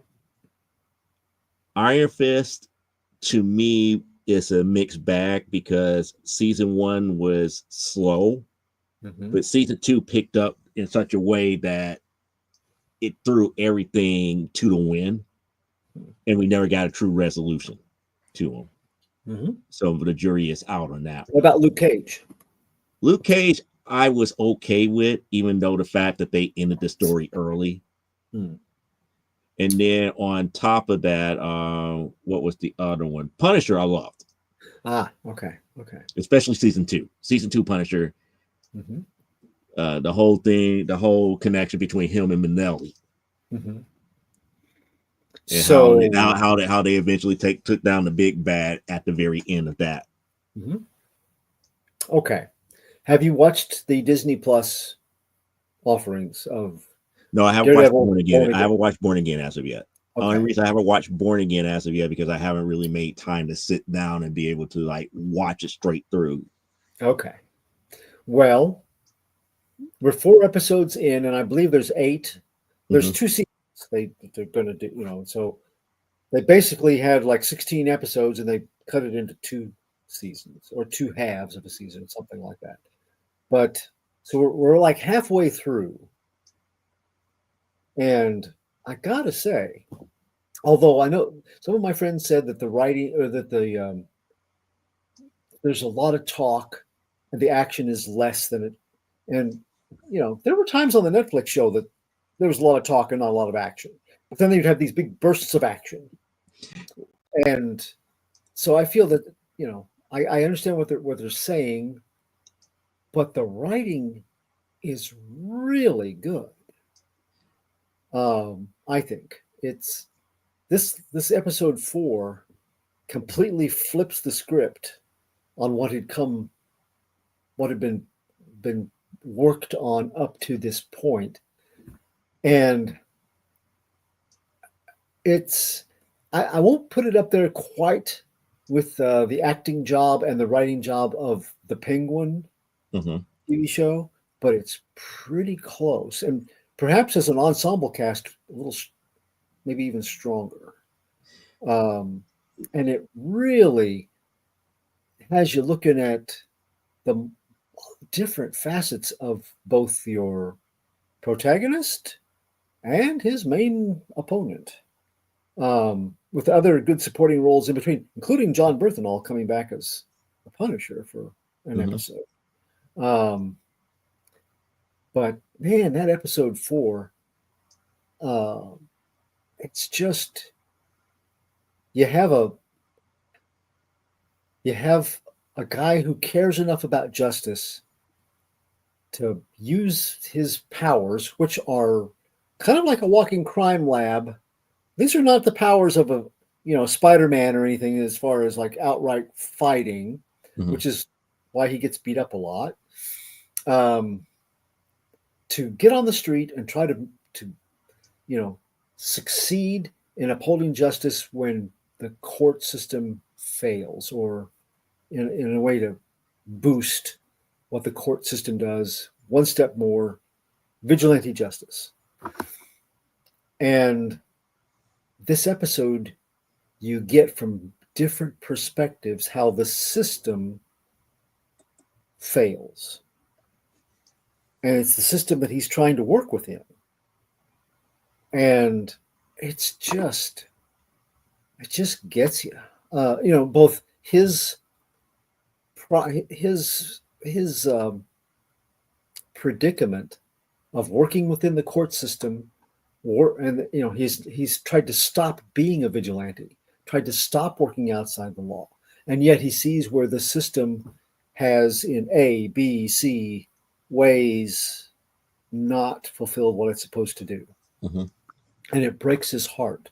And it has different reactions from other people, but you get all of them chiming in about the good and the bad, the positive, the things that are things that are both law and justice, and they're not the same thing. It also makes me wonder if they're going to do the fill in the gaps, because there's still a lot of story that loose ends to tie up between the last time that we actually seen all the characters together. Mm-hmm. Yeah, even with Punisher. Right. In fact, there are some little attempts to, and they did this in the Netflix series a little bit, but there's a little bit more here, trying to show, yes, it's part of a connected world. The Avengers were here. There's a guy running around in a spider suit here. One of the people that Matt Murdock defends, it's a pro bono case. This guy's been through the system. He's a repeat offender. But the company that Matt's working for, it's like, you feel like a pro bono case? Sure, that's what I live for. Okay, here, take this guy. All right. So he goes to talk to him, and it's like, well, it says that you stole 2 boxes of fiddle faddle from a bodega. And he's like, wasn't me. I didn't do it. Well, they have you on video surveillance, camera 1, 2, 3, 4, eyewitness account, and an employee also lost management, found him in your possession, in your coat, and you have priors on shoplifting. And the guy's like, could have been a scroll. Which Matt goes, yeah, no, it's not a scroll. But that's a nice nod. But those are not the stories that I would be interested in. Right. Like what actually happened between him and Madame Gao at the end of Defenders would be the first thing that I want to see in episode 1. Right. How in the world did he survive Defenders? And then I want some more of the background that was not done in Echo. I want to see the end of Fist's campaign to become mayor. Well, you get part of your wishes. Some of your wishes are in there. Yeah, there's a lot of loose ends here, because it's like, if Punisher makes an appearance, how is Punisher dealing with his clean slate? If people don't remember, he earned his clean slate from the FBI, because again, they were after him as a murderer. And because of the deal that he made with Manelli by bringing in the head guy that was running all the arms, they let him go. Oh, they were saying hi to one another, it looks like. So did we get an answer for your? Nope, they did not answer. So we're going to try this one more again. We have for number 1, the series that we talked about before. We're going further into that story. Number 2, it is the book that I thought that I picked up on a whim that was actually okay, or number three that was all right, but it was almost it almost got to the point of rant inducing. So we need to know that now before we can move forward here. I saw another comic book movie I checked out. I saw a lot of bad press about it, but the cast looked pretty good. The Electric State. Have you heard about that? It's based on a comic book, and I think that's part of the problem. People that are saying they don't like it, a lot of them like the comic book, and it kind of does its own thing. The Russo brothers directed it, and when I saw the actors, Millie Bobby Brown, Chris Pratt, Anthony Mackie, Ke Huy Quan, Stanley Tucci, Woody Harrelson, Giancarlo Esposito. Some of these are just they have voice parts because it's about robots. But it's a 1990s that was different than our 1990s, where you had robots that kind of gain a certain amount of artificial intelligence. And it was okay. I expected more, mainly because of Millie. Yeah. I don't know. I went in without any kind of expectation, but I thought it was okay. It's a middle grade. I mean, it's not top of the line, but it was. I couldn't see where it got all the hate, but it was drawn. So we got a vote for number one. And what were you going to vote for, Clyde? I'll go with one. Yeah. Okay. So I guess that's going to be the majority because nobody else had chimed in. So therefore, it is that time for review. And the best way to bring in what we're about to get ready to do is put it to you guys kind of sort of like this.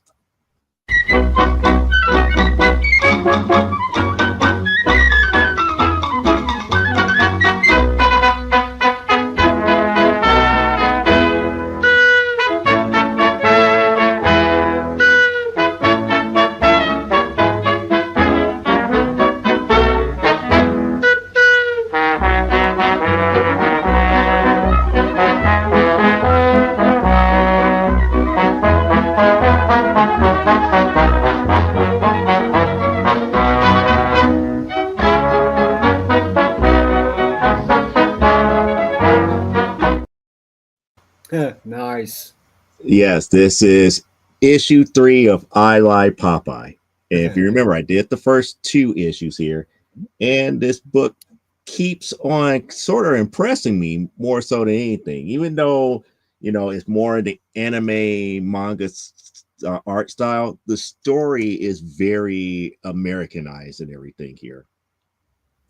So if you remember, the second of these beings, of these cross-dimensional beings, has finally got to where Popeye and everything everybody was at, and thanks, Joe. Now would never get beat.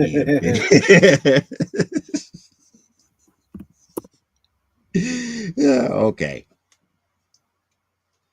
So pretty much we was in the middle of the fight. The second of these interdimensional beings started a fight with Popeye, and Popeye pretty much would, after he ate his spinach, it was pretty much at his end of his spinach power. He finally gets pummeled, and we start picking up from there.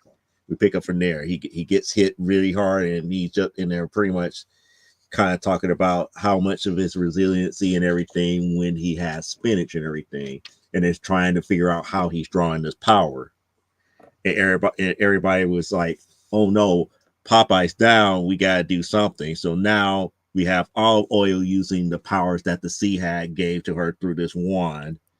Then Bluto kind of jumps into the fray here with his newfound powers and everything that the Sea Hag endowed him with. And they go after the being that actually was, that actually went after Popeye. So Popeye is up here trying to recover and everything, and they're doing their thing. They actually did a little bit of damage to that being, and that's when the being is like, oh really, that's how that's really like, that's how y'all really want to get down. He gets right back up, and this is what ended up happening. It's like he takes Olive and pretty much beat the mess out of Olive, and then Blue is like, "Uh-oh." It's like, "Uh-oh, what just happened?"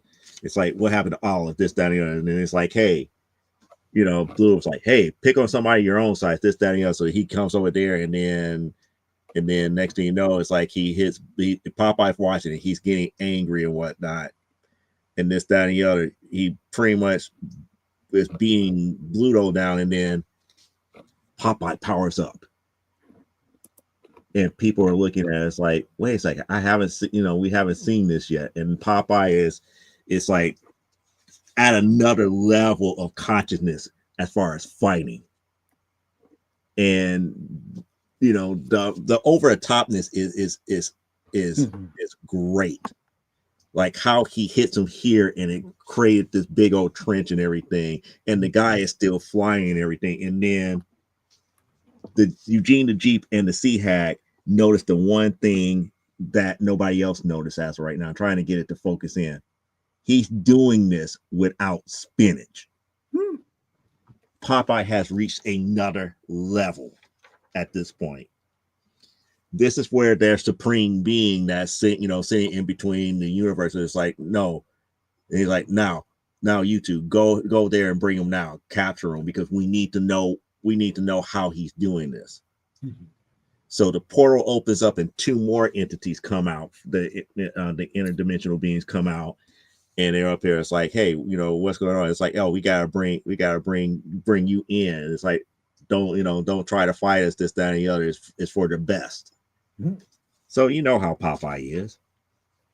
Well, actually, we shouldn't say how Popeye is, but everybody was seeing that these beings are trying to take Popeye, and then Where Joe and Poop Deck Pappy pretty much, blindsides the other two to kind of like open up the door to allow everybody to escape here. So pretty much, Eugene the Jeep is pretty much doing his thing and everything to that magnitude and saying, hey, this is a perfect opportunity. Let's get the bleep out of here while we can. And then next thing you know, Sea Hag, transports them out of harm's way back to her lair. And Popeye wakes back up, and he was up here. It's like, they're up here. It's like, okay, fine. This, that, and the other, is everything okay? They're up there like maritime law, and they asked him, how did you do that without spinach? And Popeye is kind of at a loss as far as how he did it. And then that's when Eugene the Jeep was talking about kind of like the whole thing about Popeye's eye. The one that he's the one that he keeps like that. It's like, is that missing eye really part of the problem here? So at first he thought it was a prank. Because again, all this time I just thought Popeye was squinting, but no, he has been without his actual natural eye for this long. So long ago he always thought it was a prank, but it turns out that it's an actual part of his body, and it may unlock his true potential later on down the line. So instead of giving it back to Popeye, the Sea Hag actually puts it in olive oil for she could actually see again. So as that happens, the two interdimensional beings that was sent to go and capture Popeye comes through another rift that's there, and the next fight starts. I mean, it's been a nice little action-packed romp with how they're up here trying to figure out how Popeye's actual true powers work here. And then as, they were about to get ready to hit one of them, here comes out of nowhere Wimpy. And Wimpy catches that one boulder, and they're up here trying to say, well, how does Wimpy have power? And that's where it ends. So now we're about to get into like the legend of, if I remember his name, Wimpy J. Stimpson. And this whole thing about hamburgers. And notice that Wimpy is actually asleep at this point. Hmm. So it's been a fun little romp. I Like Popeye has been a nice little romp from the very beginning. If you're not into like that manga fusion anime type style, the artwork may turn you off, but the overall story about how it's illustrated and a lot of the over the top moments fit very well with this book here. And Massive actually got a decent little hit here. Now, how far they're going to go with this series, I don't know. I don't have issue 4 yet. I know issue 4 has already been out and about for quite some time here, but I haven't gotten around to getting it or reading it. But I will give issue number 3 a nice little hearty 8 spinach cans out of 10. Hmm. Nice. Yep. Definitely takes Popeye in the mythos places it hasn't gone before. Popeye went to Plaid Mm-hmm. with his But power again, level. but again, Yeah. we had Thimble Theater where Popeye actually defeated their equivalent of God. Hmm. And this is kind of moving towards that kind of like mythos, not saying that he's more powerful than a god, but we're trying to figure out how in the whole multiplanar universe where Popeye fits in about being an irregular singularity Mm-hmm. in the universe. It's a refreshing kind of take Mm-hmm. anyway. Mm-hmm. I like the fact that Wimpy comes in as I can almost see him as a fifth dimensional imp of some kind. So And it gave more purpose to Eugene the Jeep, yeah. because Eugene the Jeep was not just like a creature that was there. He's like an interdimensional being that's there to guard something. And it Mm-hmm. turned out that he was there to guard Popeye. Mm-hmm. Mm-hmm. It's cool when you have these characters that have been around for so long and somebody has a take on it that actually breathes some fresh life and possibility into them. And the Um, fact that they went back to Whaler Joe, because you haven't heard of him in a long while, and then yeah, they bring him back. It's like, how is Popeye's surrogate father coming to play with this? And then it works. it's cool. And Don says, like, yeah, I might have to jump back into that series. I didn't follow up on it. Yeah, Yeah. I mean it. I mean, at first it's like, okay, Popeye as a comic book. We all know all the different Popeye stories that came out and all the different series that they did. But they said that were trying to do something special with this one. And I was like, you know what? I read the Free Comic Book Day one. And I was like, yeah, there's something here. There's something here. Definitely something here with I Like Popeye. Mm-hmm.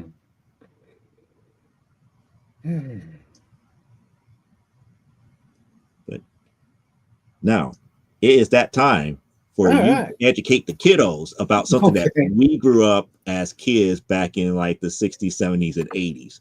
Mm-hmm. Mm-hmm. Yeah, I had wanted to do this for a while, and I hadn't got a copy of it yet, though. And so this week I got a copy of Herculoids #1. But first, some of the other good things this week.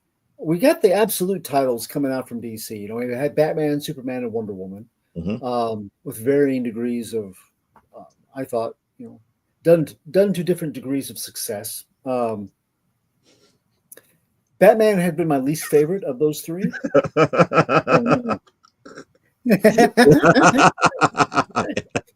uh, Batman has been the least of my favorite of the three, although I stuck with it. Well, issue #6 came out, and I gotta tell you, the rap that the arc does here up to this point explains a lot of things. I was just wondering, where are we going with this? He grows up with all these people that traditionally are in the Rogues Gallery, the Arkham inmates of Gotham, and they're all of his childhood, associates, friends, um, and this pays off that whole basically, the Batman requires, I think, patience, which I did not have a lot of. I don't have a lot of patience with Bat titles anyway, just because there's so many of them. Mm-hmm. And I did appreciate the Superman and the Wonder Woman differences from the regular continuity a bit more. They were more specific right away. This one built, but the payoff is worth it. it's not everything in it I love, but Batman, Absolute Batman #6, tied it all together really well, and it's got as its core what I could not see before, a really interesting take um, on how this Batman might function in some ways better than the Batman that we know because of some of the choices that he's made regarding his associates. So definitely it brings it up to almost the same keel as the other two of the Wonder Woman and Superman titles. So that was nice to see. And Jeff Lemire has put in the first issue of Absolute Flash, which again, a character that we're familiar with, but in a different universe and a little more of like the Ultimates at Marvel. And this deals with Wally West, a speedster. Ooh, a Wally character, not Barry. Not Barry Interesting. Allen. Yep. Again, we have a realigning of what would normally be the rogues gallery of a Flash. This Flash is a kid. He's not Kid Flash, but he could be because he's very young. Right. And we haven't seen exactly how the powers differ or work, but the variations on the rogues gallery, I like lots. So yeah, I'll be getting some more issues of this. And Jeff Lemire, I like him. I've been a Lemire fan for a long time, and he does he kind of cut his teeth doing the analogs of DC and Marvel heroes with the Black Hammer series. And I'm so sick of DC relaunching everything every 4 years. I guess, but I don't know. They picked some good talent to try to do it this time, and folks they haven't allowed to try before. And I think it's paying off, in something that is interesting, but different than what they've done before. It's holding my interest enough for the absolute titles that I've actually instructed my comic book shop to at least pick me up the first issues of them, and then I'll decide from there. There could be some that I'm not going to care about enough to continue to get, but and one of the guys at the comic shop said he thought this was about an average kind of DC book. I thought it was a little above average, but that's just my own take on it. Non-existent editors. Do what now? I'm reading the comments say non-existent editors, and then she say why they're not. There is no good talent at DC. That's why Zaslav is like 20 seconds from shutting everything down. Yeah, it could happen. Don't know. Mm-hmm. But so we have Space Ghost. My comic shop got kind of behind on these, but I got 10 and 11 at the same time this week. And I was really looking forward to number 10 because, I have liked this series. It's a good series. And we ended up with a character that I guess I've seen the cartoon of it, but it's been a long time ago and I didn't remember much about him. But everybody, welcome back. The Space Spectre. Ooh. Yeah. In a story that uses that character very well. The Space Spectre, for those that don't know, is kind of like the if you had your mirror universe Star Trek characters of Kirk and Spock and those, kind of the mirror universe other dimension version of Space Ghost. Space Spectre is everything bad that Space Ghost is good, and in the cartoons he's made that way. He's the opposite number. David Prepos, as the writer here, tries to give him something more to work with, sort of like Flash and Reverse Flash. They are the one is the dark, shadowy kind of take on the same the same power character, but with a different personality. That's what Prepos does here. It makes it a very interesting character. There's some time travel involved, and it exceeded my expectations, and they were pretty high.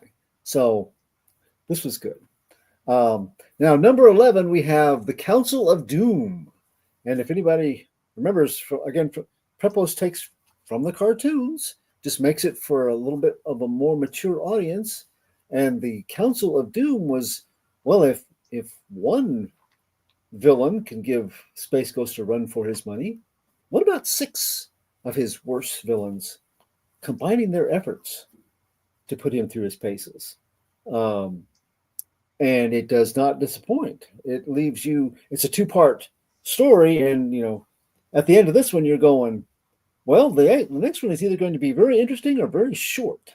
No. And you hope that it's not very short. Yeah. But, and again, I love the look of this book. It's just beautiful. Jonathan Lau, I follow him on Facebook. Motar. Yeah.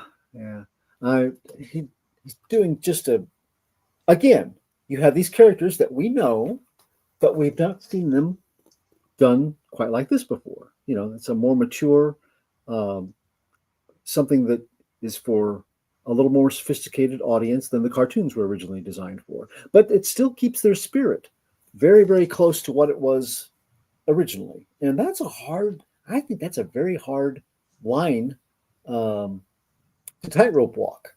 But every issue so far, they've done it and they exceed my expectations, which leads to, those are Dynamite Comics, and so is Herculoids. Again, Warner DC cannot be bothered to use their properties of cartoon characters in comic book form, so they are hiring them out to Dynamite and a few other places to do for them.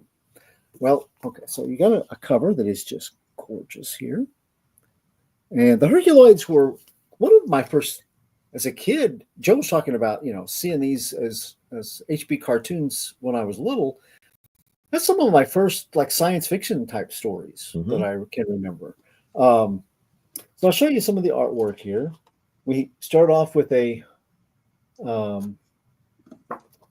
spaceship coming into spaceport.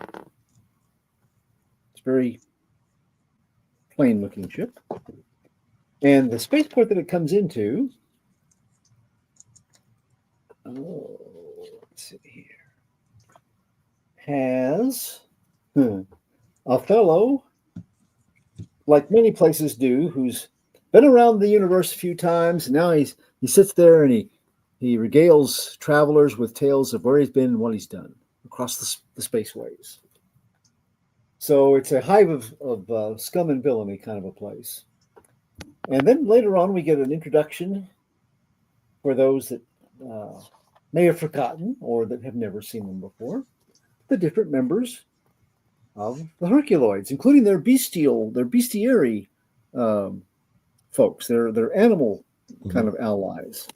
We're not really sure if their intellect is actually animal level, but they come across as being kind of the fauna force that helps these humanoids.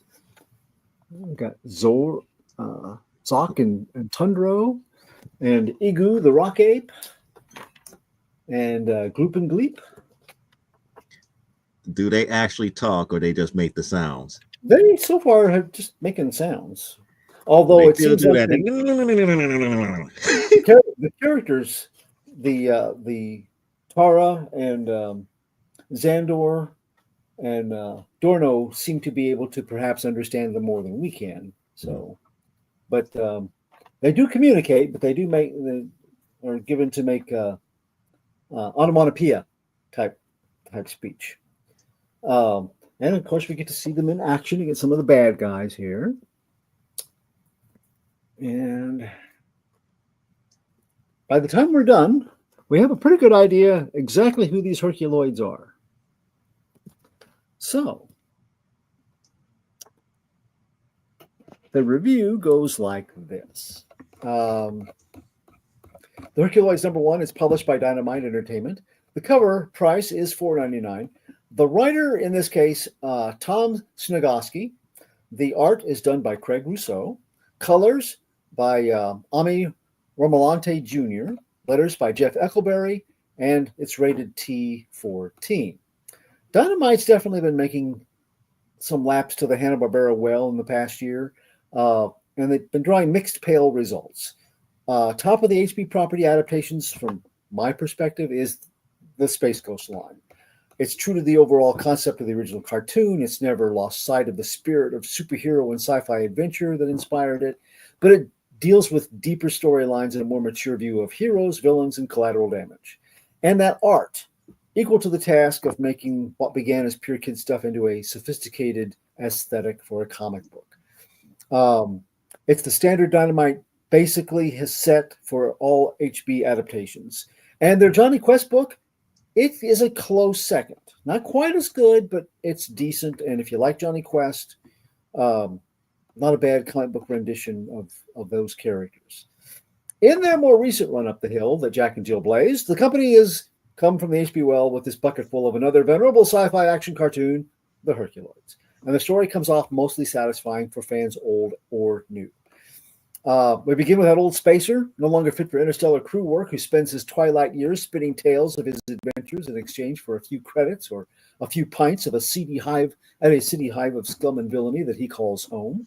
His most famous yarn, the one guaranteed to draw an audience and free cosmic grog, is about an ill-fated trip he made with a doomed crew to the mythological paradise planet called Amzot. Long to believed to be the stuff of fairy tales and legends, the spacefaring equivalent of El Dorado, this old space dog claims to have experienced the world and its inhabitants firsthand, following a navigational error, landing them in a remote and uncharted sector of space in a dimension perhaps adjacent to but not part of their own. A newcomer to the bar purchases the tale for an entire bottle of fine grog and hears of the terrible beasts who guard this pristine and unspoiled planet, creatures of all manner who band together like a fauna defense force to drive away any outsiders attempting planetfall on their homeworld. When the newcomer offers the old space dog part of the natural resource profits that he hopes to find by tracking that old-timer's escape vector and relocating Amzot, the veteran spacer is adamant.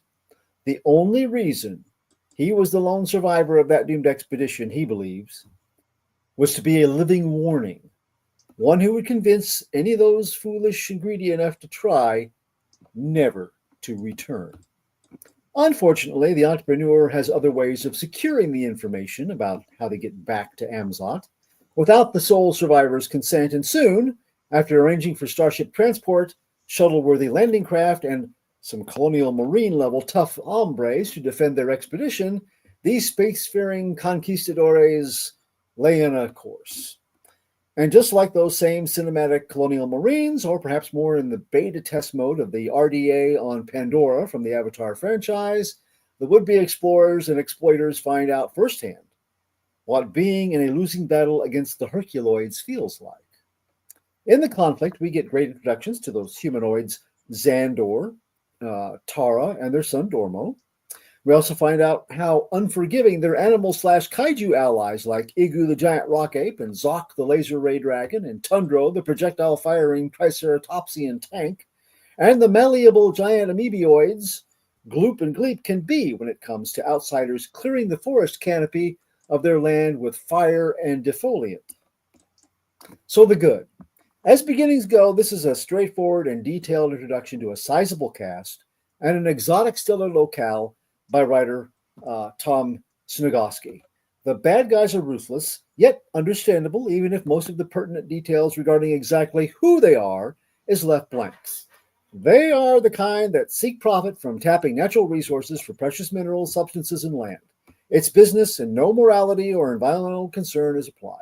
They come, they take everything of value, and they leave to do the same thing in a new location, kind of reminiscent of the space locusts from Independence Day.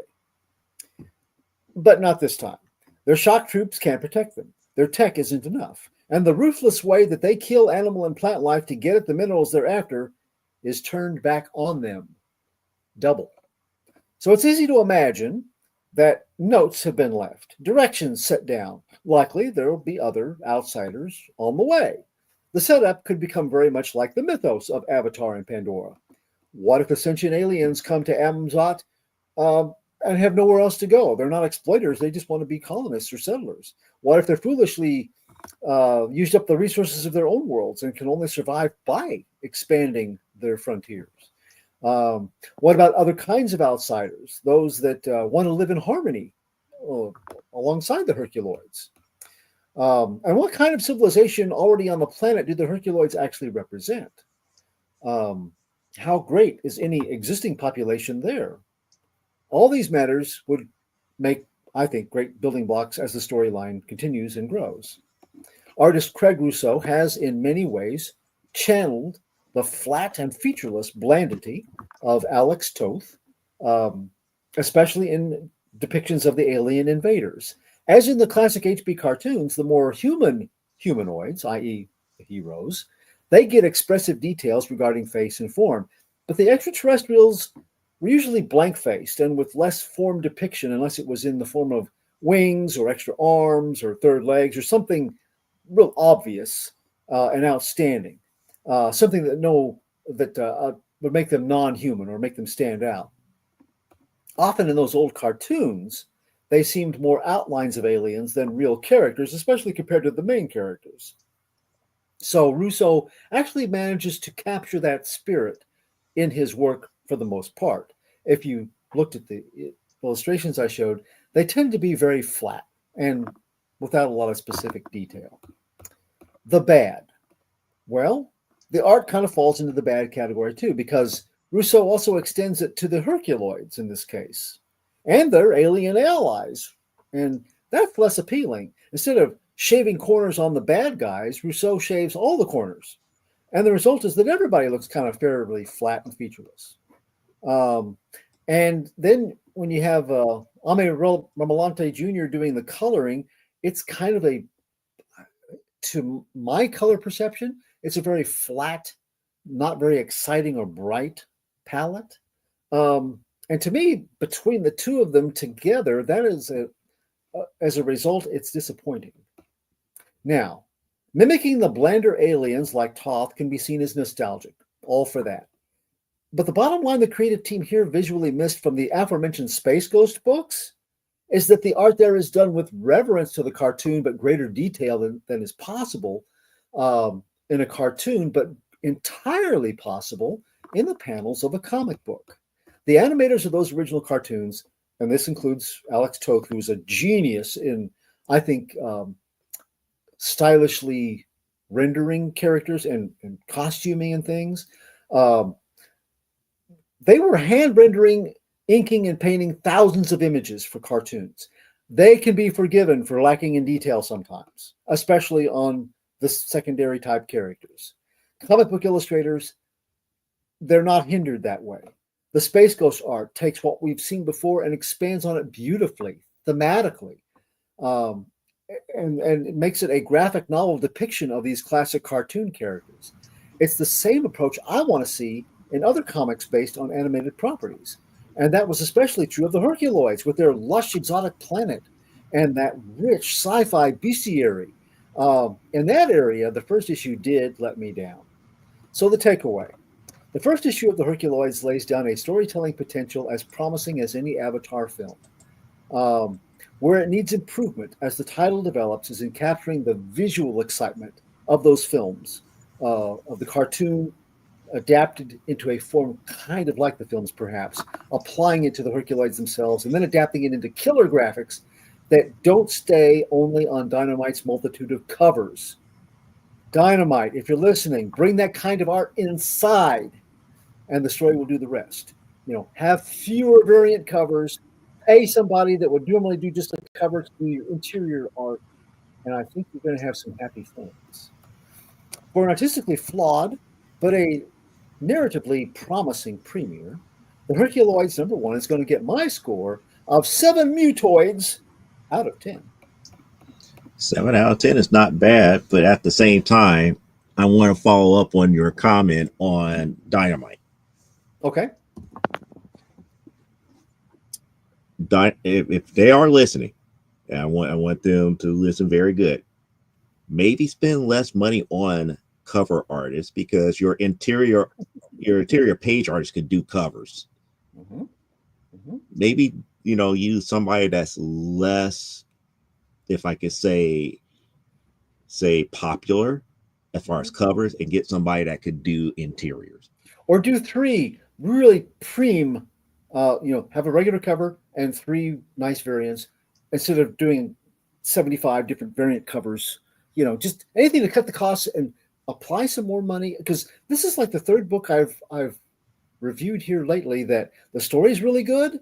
The art is, standard or just a little below. It doesn't do anything for it to me. Yeah, we already said that. Yeah. That's why we're saying it's like instead of hiring 28 different cover artists, hire maybe 2 or 3 and hire somebody that could do interiors. Yeah. But they did bring Space Ghost in a way that just makes my heart happy. Johnny Quest, to the most part, the same way. So, I laud them for those kind of things. And the writers, I think, for most of their books that I have reviewed, have been just fine. They have a good feel for both what came before and new ways to take it. But the Hercules, that hurts my heart because those creatures, I've seen them in cartoon form and they're very cool. Although they are kind of, again, it's cartoon, it's animation. It was back in the day. So they're exciting, but I wanted to see them in great detail. Like really, I said one day on the book about the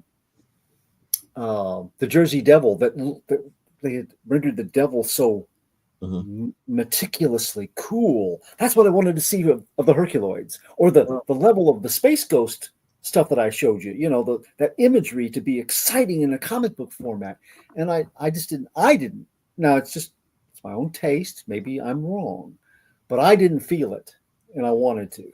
I wouldn't say that you're wrong, but then again, I'm looking at maybe we didn't get to anything that really stands out for the characters, because I know with the Herculoids, Gloop and Gleep are going to be the ones that are going to give any artist the most trouble because of their power base.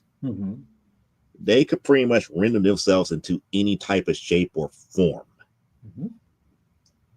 And you're going to have somebody that draws in greater detail when they do change forms to something unique. Those are the types of, the phenomena that we used to have in the cartoons when Gloop and Gleep would turn into like springs or like parachutes and all of these different other items out of nowhere just by sheer thought. Yep, very true, very true. Yeah, those will be challenging, but it takes detail. It takes attention to detail here. Speaking of which, I rewatched my complete Birdman Galaxy Trio set, and I figure out a way to bring Birdman to comics now. Okay, I figured it out. Rewatching the series, Birdman is actually part of nation security. Yes. So pretty much you could do like a kind of like a Quantico with him. And the one thing I don't like is like how they brought in Bird Boy and Bird Girl. That going to take some undertaking, but I figured out an origin for him. I figure out the reason why he had to have his costume the way that it is. It's like, I know how, with Harvey Birdman, attorney at law, how the executioner was always after his crest. I figure out a way to make the crest mean something. Okay. I figure out a way to deal with Falcon 7. It's a lot there. Then there's other entities like, the enemy faction of FEAR, Fear. I'm not sure if you remember them. Vaguely, but not in any great detail. It was one of the cartoons that our stations did not run that one. Either that or they were at the same time as others. But I saw Space Ghost. I saw the Mighty Mytor, even the Impossibles. All those. Birdman. I read him in the Harvard or in the super cartoon, whatever it was. I forgot the name of the title. Bulky cartoon comic books. Right. I remember reading. My first experience with him was in those. It wasn't until I was a grown-up that I actually got to see any Birdman cartoons. See, I remember So Birdman and Galaxy Trio as a kid. You know, I had Space Ghost, but Mitor wasn't around all that much. Shazam wasn't all around that much for Young me. Samson was another one that they played That on wasn't our around local all that station. much for me. It's Well, like other it people was like, like a rarity when I see one of those yeah, cartoons on a yeah, Sunday morning or something to that magnitude. But yeah. Birdman, Galaxy Trio, you had Space Ghost and Herculoids. You know, the Impossible was its own show. Mhm. It wasn't until I think it was Randy Zimmerman that introduced me to Super Six. Super Mm. Six did not run when I was a kid, Mhm. so I had to go out to YouTube to see some of those issues. Yep, Frankenstein Jr. was barely on. I remember that. The Impossibles, yeah, I remember them. But Yep, you know, yep. Birdman would be like one of the ones because I kind of figured that would be the easiest. It's like to me it would be hard to do a Space Ghost because the mythos is a little bit more complex. Right. Hercules is a little bit more complex, and I was like, out of all of them, it's like if they could do Space Ghost and they could do Hercules, they could definitely do Birdman Mhm. I because agree. because to me Birdman is just more than just a guy who gets his powers from the sun. Mhm. Pepos is getting ready to adapt Mhm. Captain Planet. I think it's next month that issue 1 comes out. And Clive needs it. It's like I would steal him one. oh, How I have no clue, but oh, no stores anymore. Yeah. but Now, if you was close by, I would just say here.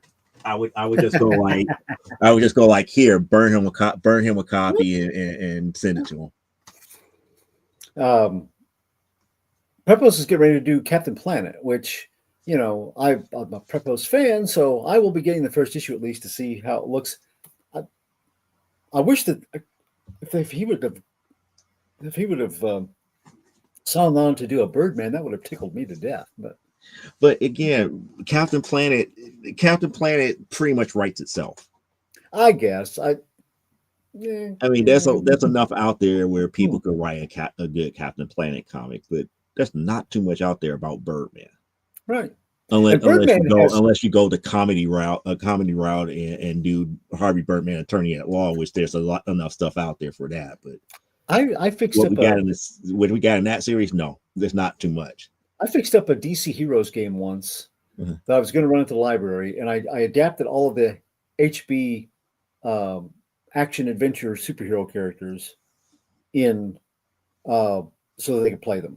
So Mhm. there's Birdman, um, and there was Mitor and Space Ghost and Young Samson, and of course you had Space Ghost with Jan and Jace. Um, you could play Blip. Mhm. Um, who else did I have? I think I had Frankenstein Jr. and Buzz Conroy that you could Mhm. play. Um, so I tried to stay away from too much humor, but there were a few things that, yeah, that's a pretty good character. Yeah, okay. And when I was doing the Birdman research, I'm like, he's in his way, he's a more viable character than Hawkman. His power He set, the espionage background, it's got more to work with, mhm. than some of the Hawkman stuff. Unless you get into the whole thing of how he's been born across, he's been uh, he's had reincarnations across the cosmos. That was a cool element that they brought in the last time Brian Hitch worked Mhm. on him, and that was good. But barring that, Birdman had more to work with. And of course, I had set up as the supervillains for them to fight Super President, Inch High Private Eye, and a few of those other lesser known comic book characters that felt like they had been Try overlooked. Private Eye would be interesting as a villain. That would be Yeah, interesting as a villain here. yeah, they had a plan. They were tired of being ignored, and Super President had been impeached because of low approval ratings from his constituency. Mhm. And they were all bent on, and there was one more, but I can't think of who it was. But it was somebody that was traditionally a hero, but of those that other, I can't remember what the company was. They had Super President and a few others they put out that were just they didn't take off. And But you talk about the company that did like the Pink Panther, because I do believe that yeah, they're the ones that did Super President, Super Six, yeah, and a yeah, couple other. yeah. But they were going to be the villains of the piece. So I never got to run it, but I did the research for it and enjoyed learning more about like Birdman.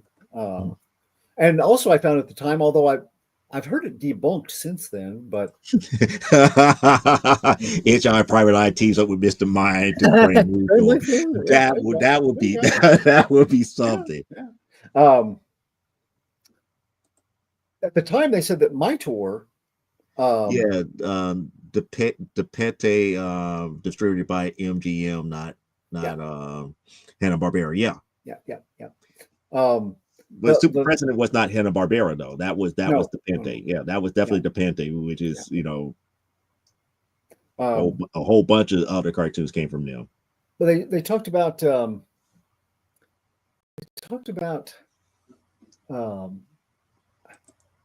how Mighty Mightor had been a thing where Marvel was trying to get cartoons made, and they were in the talks for the Fantastic Four and the talks for Spider-Man and stuff.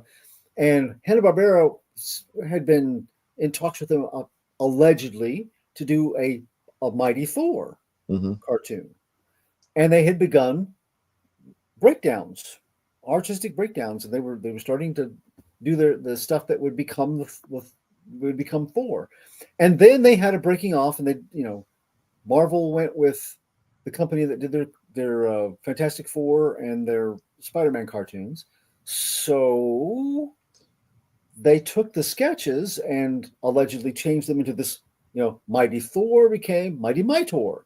And they changed the headpiece and they changed the hammer to a club, and, the club that you hit on the ground to become Mightor, and just retained all the same stuff. Used the artwork to use it. But then and to me it made sense. But then I read later that was not true. That Mightor was its own thing. But I don't know.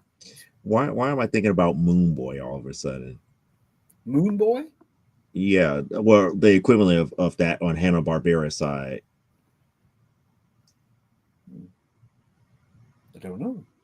Because not like Moon Boy and Devil Dinosaur. I'm not talking about that, but there was another one where he had a caveman sidekick. Oh, Dino Boy. That's what I'm thinking. Dino Boy. Yeah. Dino Boy, yeah. and whatchamacallit. That was another series that I got where I was at, but like some of the other ones we didn't get too much here. One of them I missed out on completely, that a friend caught me up later, was the Planet of the Apes cartoon. Was pretty cool, from that era of Land of the Lost and Star Trek, the animated series. I used to watch the Star Trek Filmation cartoon religiously. I always hated the fact that they always played the Brady Kids cartoon show before that. But the Brady Kids had Superman and Wonder Woman guest starring. But it's the Brady Kids.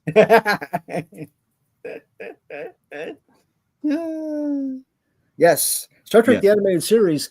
The same time that Land of the Lost, the original Land of the Lost came out, they were going through a writer's strike, so they had people that were actually like science fiction authors doing some of their episodes, and you could tell from the writing that it was a cut above what you would normally have for kids programming back in the day.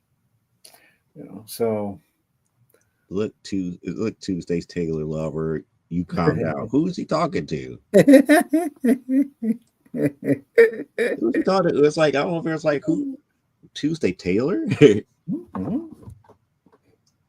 I guess she's talking to you, not me. I don't know. I think she's addressing me. And yeah, Tuesday Taylor, I do know a little bit about. I'm just I like this going back to memory lane, but we're at 2 hours 30 minutes here. We need to go ahead and wrap it up. Gotta wrap. For those that are looking for a place to go have fun, she said she was addressing you. For those who want to have some fun this weekend, Southern Illinois Comic Con in Benton, Illinois, is going to be having their, I'm thinking this is, I think, either the third or fourth annual get together that they've had. They started in the mid. They started kind of during the pandemic, and had a wonderful first, very well organized first attempt at a little con, and it's only grown since and steadily, and has good guests, good cosplay, lots of good cosplay, lots of good bargains for comic people looking for comic books, readable copies like me. I look for some of the vintage toys you can find reasonable there. So that's coming up this Saturday at the Benton Civic Center, Benton, Illinois. So if you're looking for something to do this weekend, journey down to beautiful Southern Illinois and check out SI Comic Con. I have it on authority that Ma and Pa Kent and their son Clark might be there this weekend. So. Interesting. Maybe they would have the most mythological item to ever get at a Comic Con there. What would that be? The old school spinner rack. I mean, you could get all types of comic books, but you don't see too many people selling that old school spinner rack. That's true. I've seen them for sale online, but I don't know the last time I saw. Now, of course, people at these little ones around here, they have comic book shelving and magazine shelves up with all their stuff displayed. But I can't remember the last time I actually saw a spinner rack. Maybe a Wizard Con. That was kind of like one of the ideas that I have for like C2E2. It's like once we get our issue count high enough, it's just like instead of having tables full of racks, you just get 3 or 4 spinner racks, put all the books there, and people would come up as like nostalgic. Very, very nostalgic. Yep. But it is what it is. Somebody came into our dining room this week. Somebody hadn't come to visit us before in the house, and I have 2 spinner racks there. And I didn't know this person was a comic book fan, but apparently he is, because you could have knocked him over with a wedge. He was like, it's actually got the Hey Kids Comics part to them. So they're definitely old school. And they're filled. And that's why what got them is like, this is so cool. Yeah. No. But I think it's time to go. That time to say goodbye. Well, Joe, have a good weekend. All right. Well, we gotta finish up with our normal thing because we can't forget about our sponsor. Okay. She likes Ma and Pa Clyde. Yeah, I switched over the Facebook cover picture and profile picture to those. This kind of memories of our past Ma and Pa Kent things. So anyway, ready? Here we go. So I'm Clyde Hall. Some say an elder statesman of geekery. Others say other things. But what do they know? Follow me on Facebook at Clyde Hall or Radiating Positive Vibes with author Clyde Hall. I'm also on Blue Sky at captainaction.bsky.social, or check out my Amazon authors page right down here. I'm part of Comic Beat, online comic book review crew at comicsbeat.com. And of course, part of the Comic Book Spectrum podcast team every Thursday night, 7 p.m. Central, here on YouTube. I'm also an award-winning contributing writer at Stormgate Press with short stories in many of their new pulp anthologies, like Tim Bruckner's Major Marjorie. It's old-fashioned sci-fi pulp. And The Lost Adventures of Captain Hawkland, which is new pulp based on your classic aviator hero pulp stories. And Spurs and Six Shooters, Tales of the Old West, which is a new pulp take on the classic pulps of Western adventure. And also our latest release from Stormgate, Pulp Reality number 5. This is all based on the Shadow and Doc Savage and the Mystery Men pulps classic with a new pulp take, all original characters. So You can find all of those Stormgate products at Amazon, and news about what's out there and what's coming up by visiting www.stormgatepress.com. Comic Book Spectrum is brought to you by one of our Stormgate Press alumni, artist extraordinaire Jeffrey Hayes of Plasma Fire Graphics. He is a Pulp Factory award-winning artist several times running, and his covers illustrate why. The first one, I believe, that he won a Pulp Factory award for, in fact, was this one, Major Marjorie, that I showed you before. That's Jeffrey Hayes' work. And you can see from this and the Captain Hockland cover and all the work that he's done for Stormgate Press why his work brings buyers to your table. So for your next project, be it books or games or graphic enhanced work, you want somebody who can do that for you. Jeffrey Hayes is that somebody. So he's both easy to work with and he's affordable. Those are just bonuses when you apply them to the level of talent that Jeffrey Hayes has. So to find out how you can get Jeffrey and Plasma Fire Graphics working on your behalf, here's Joe to tell you more. And yes, if you like what Clyde showed you, you definitely going to like this right here.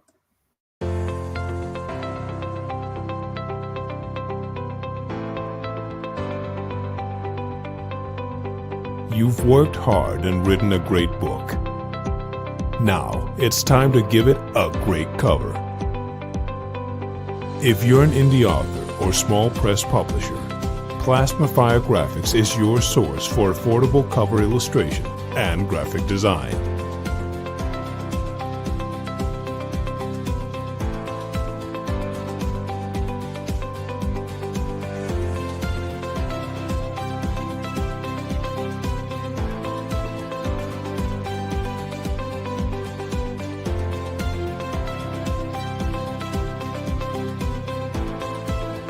Plasma Fire Graphics, when the look of your book matters to you.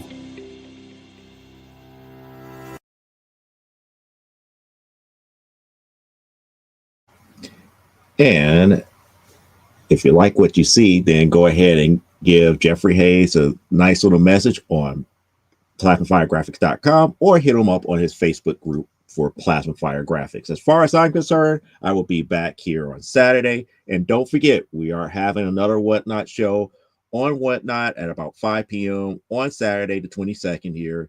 I will see you guys there. And then after that, I get a little bit of a respite before we have another episode of From the Desk of a Small Press Publisher, where we're going to have another What Grinds My Gears. This time around, what's grinding my gears here, we're going to talk about some of the things that happen between buyers and sellers on Whatnot.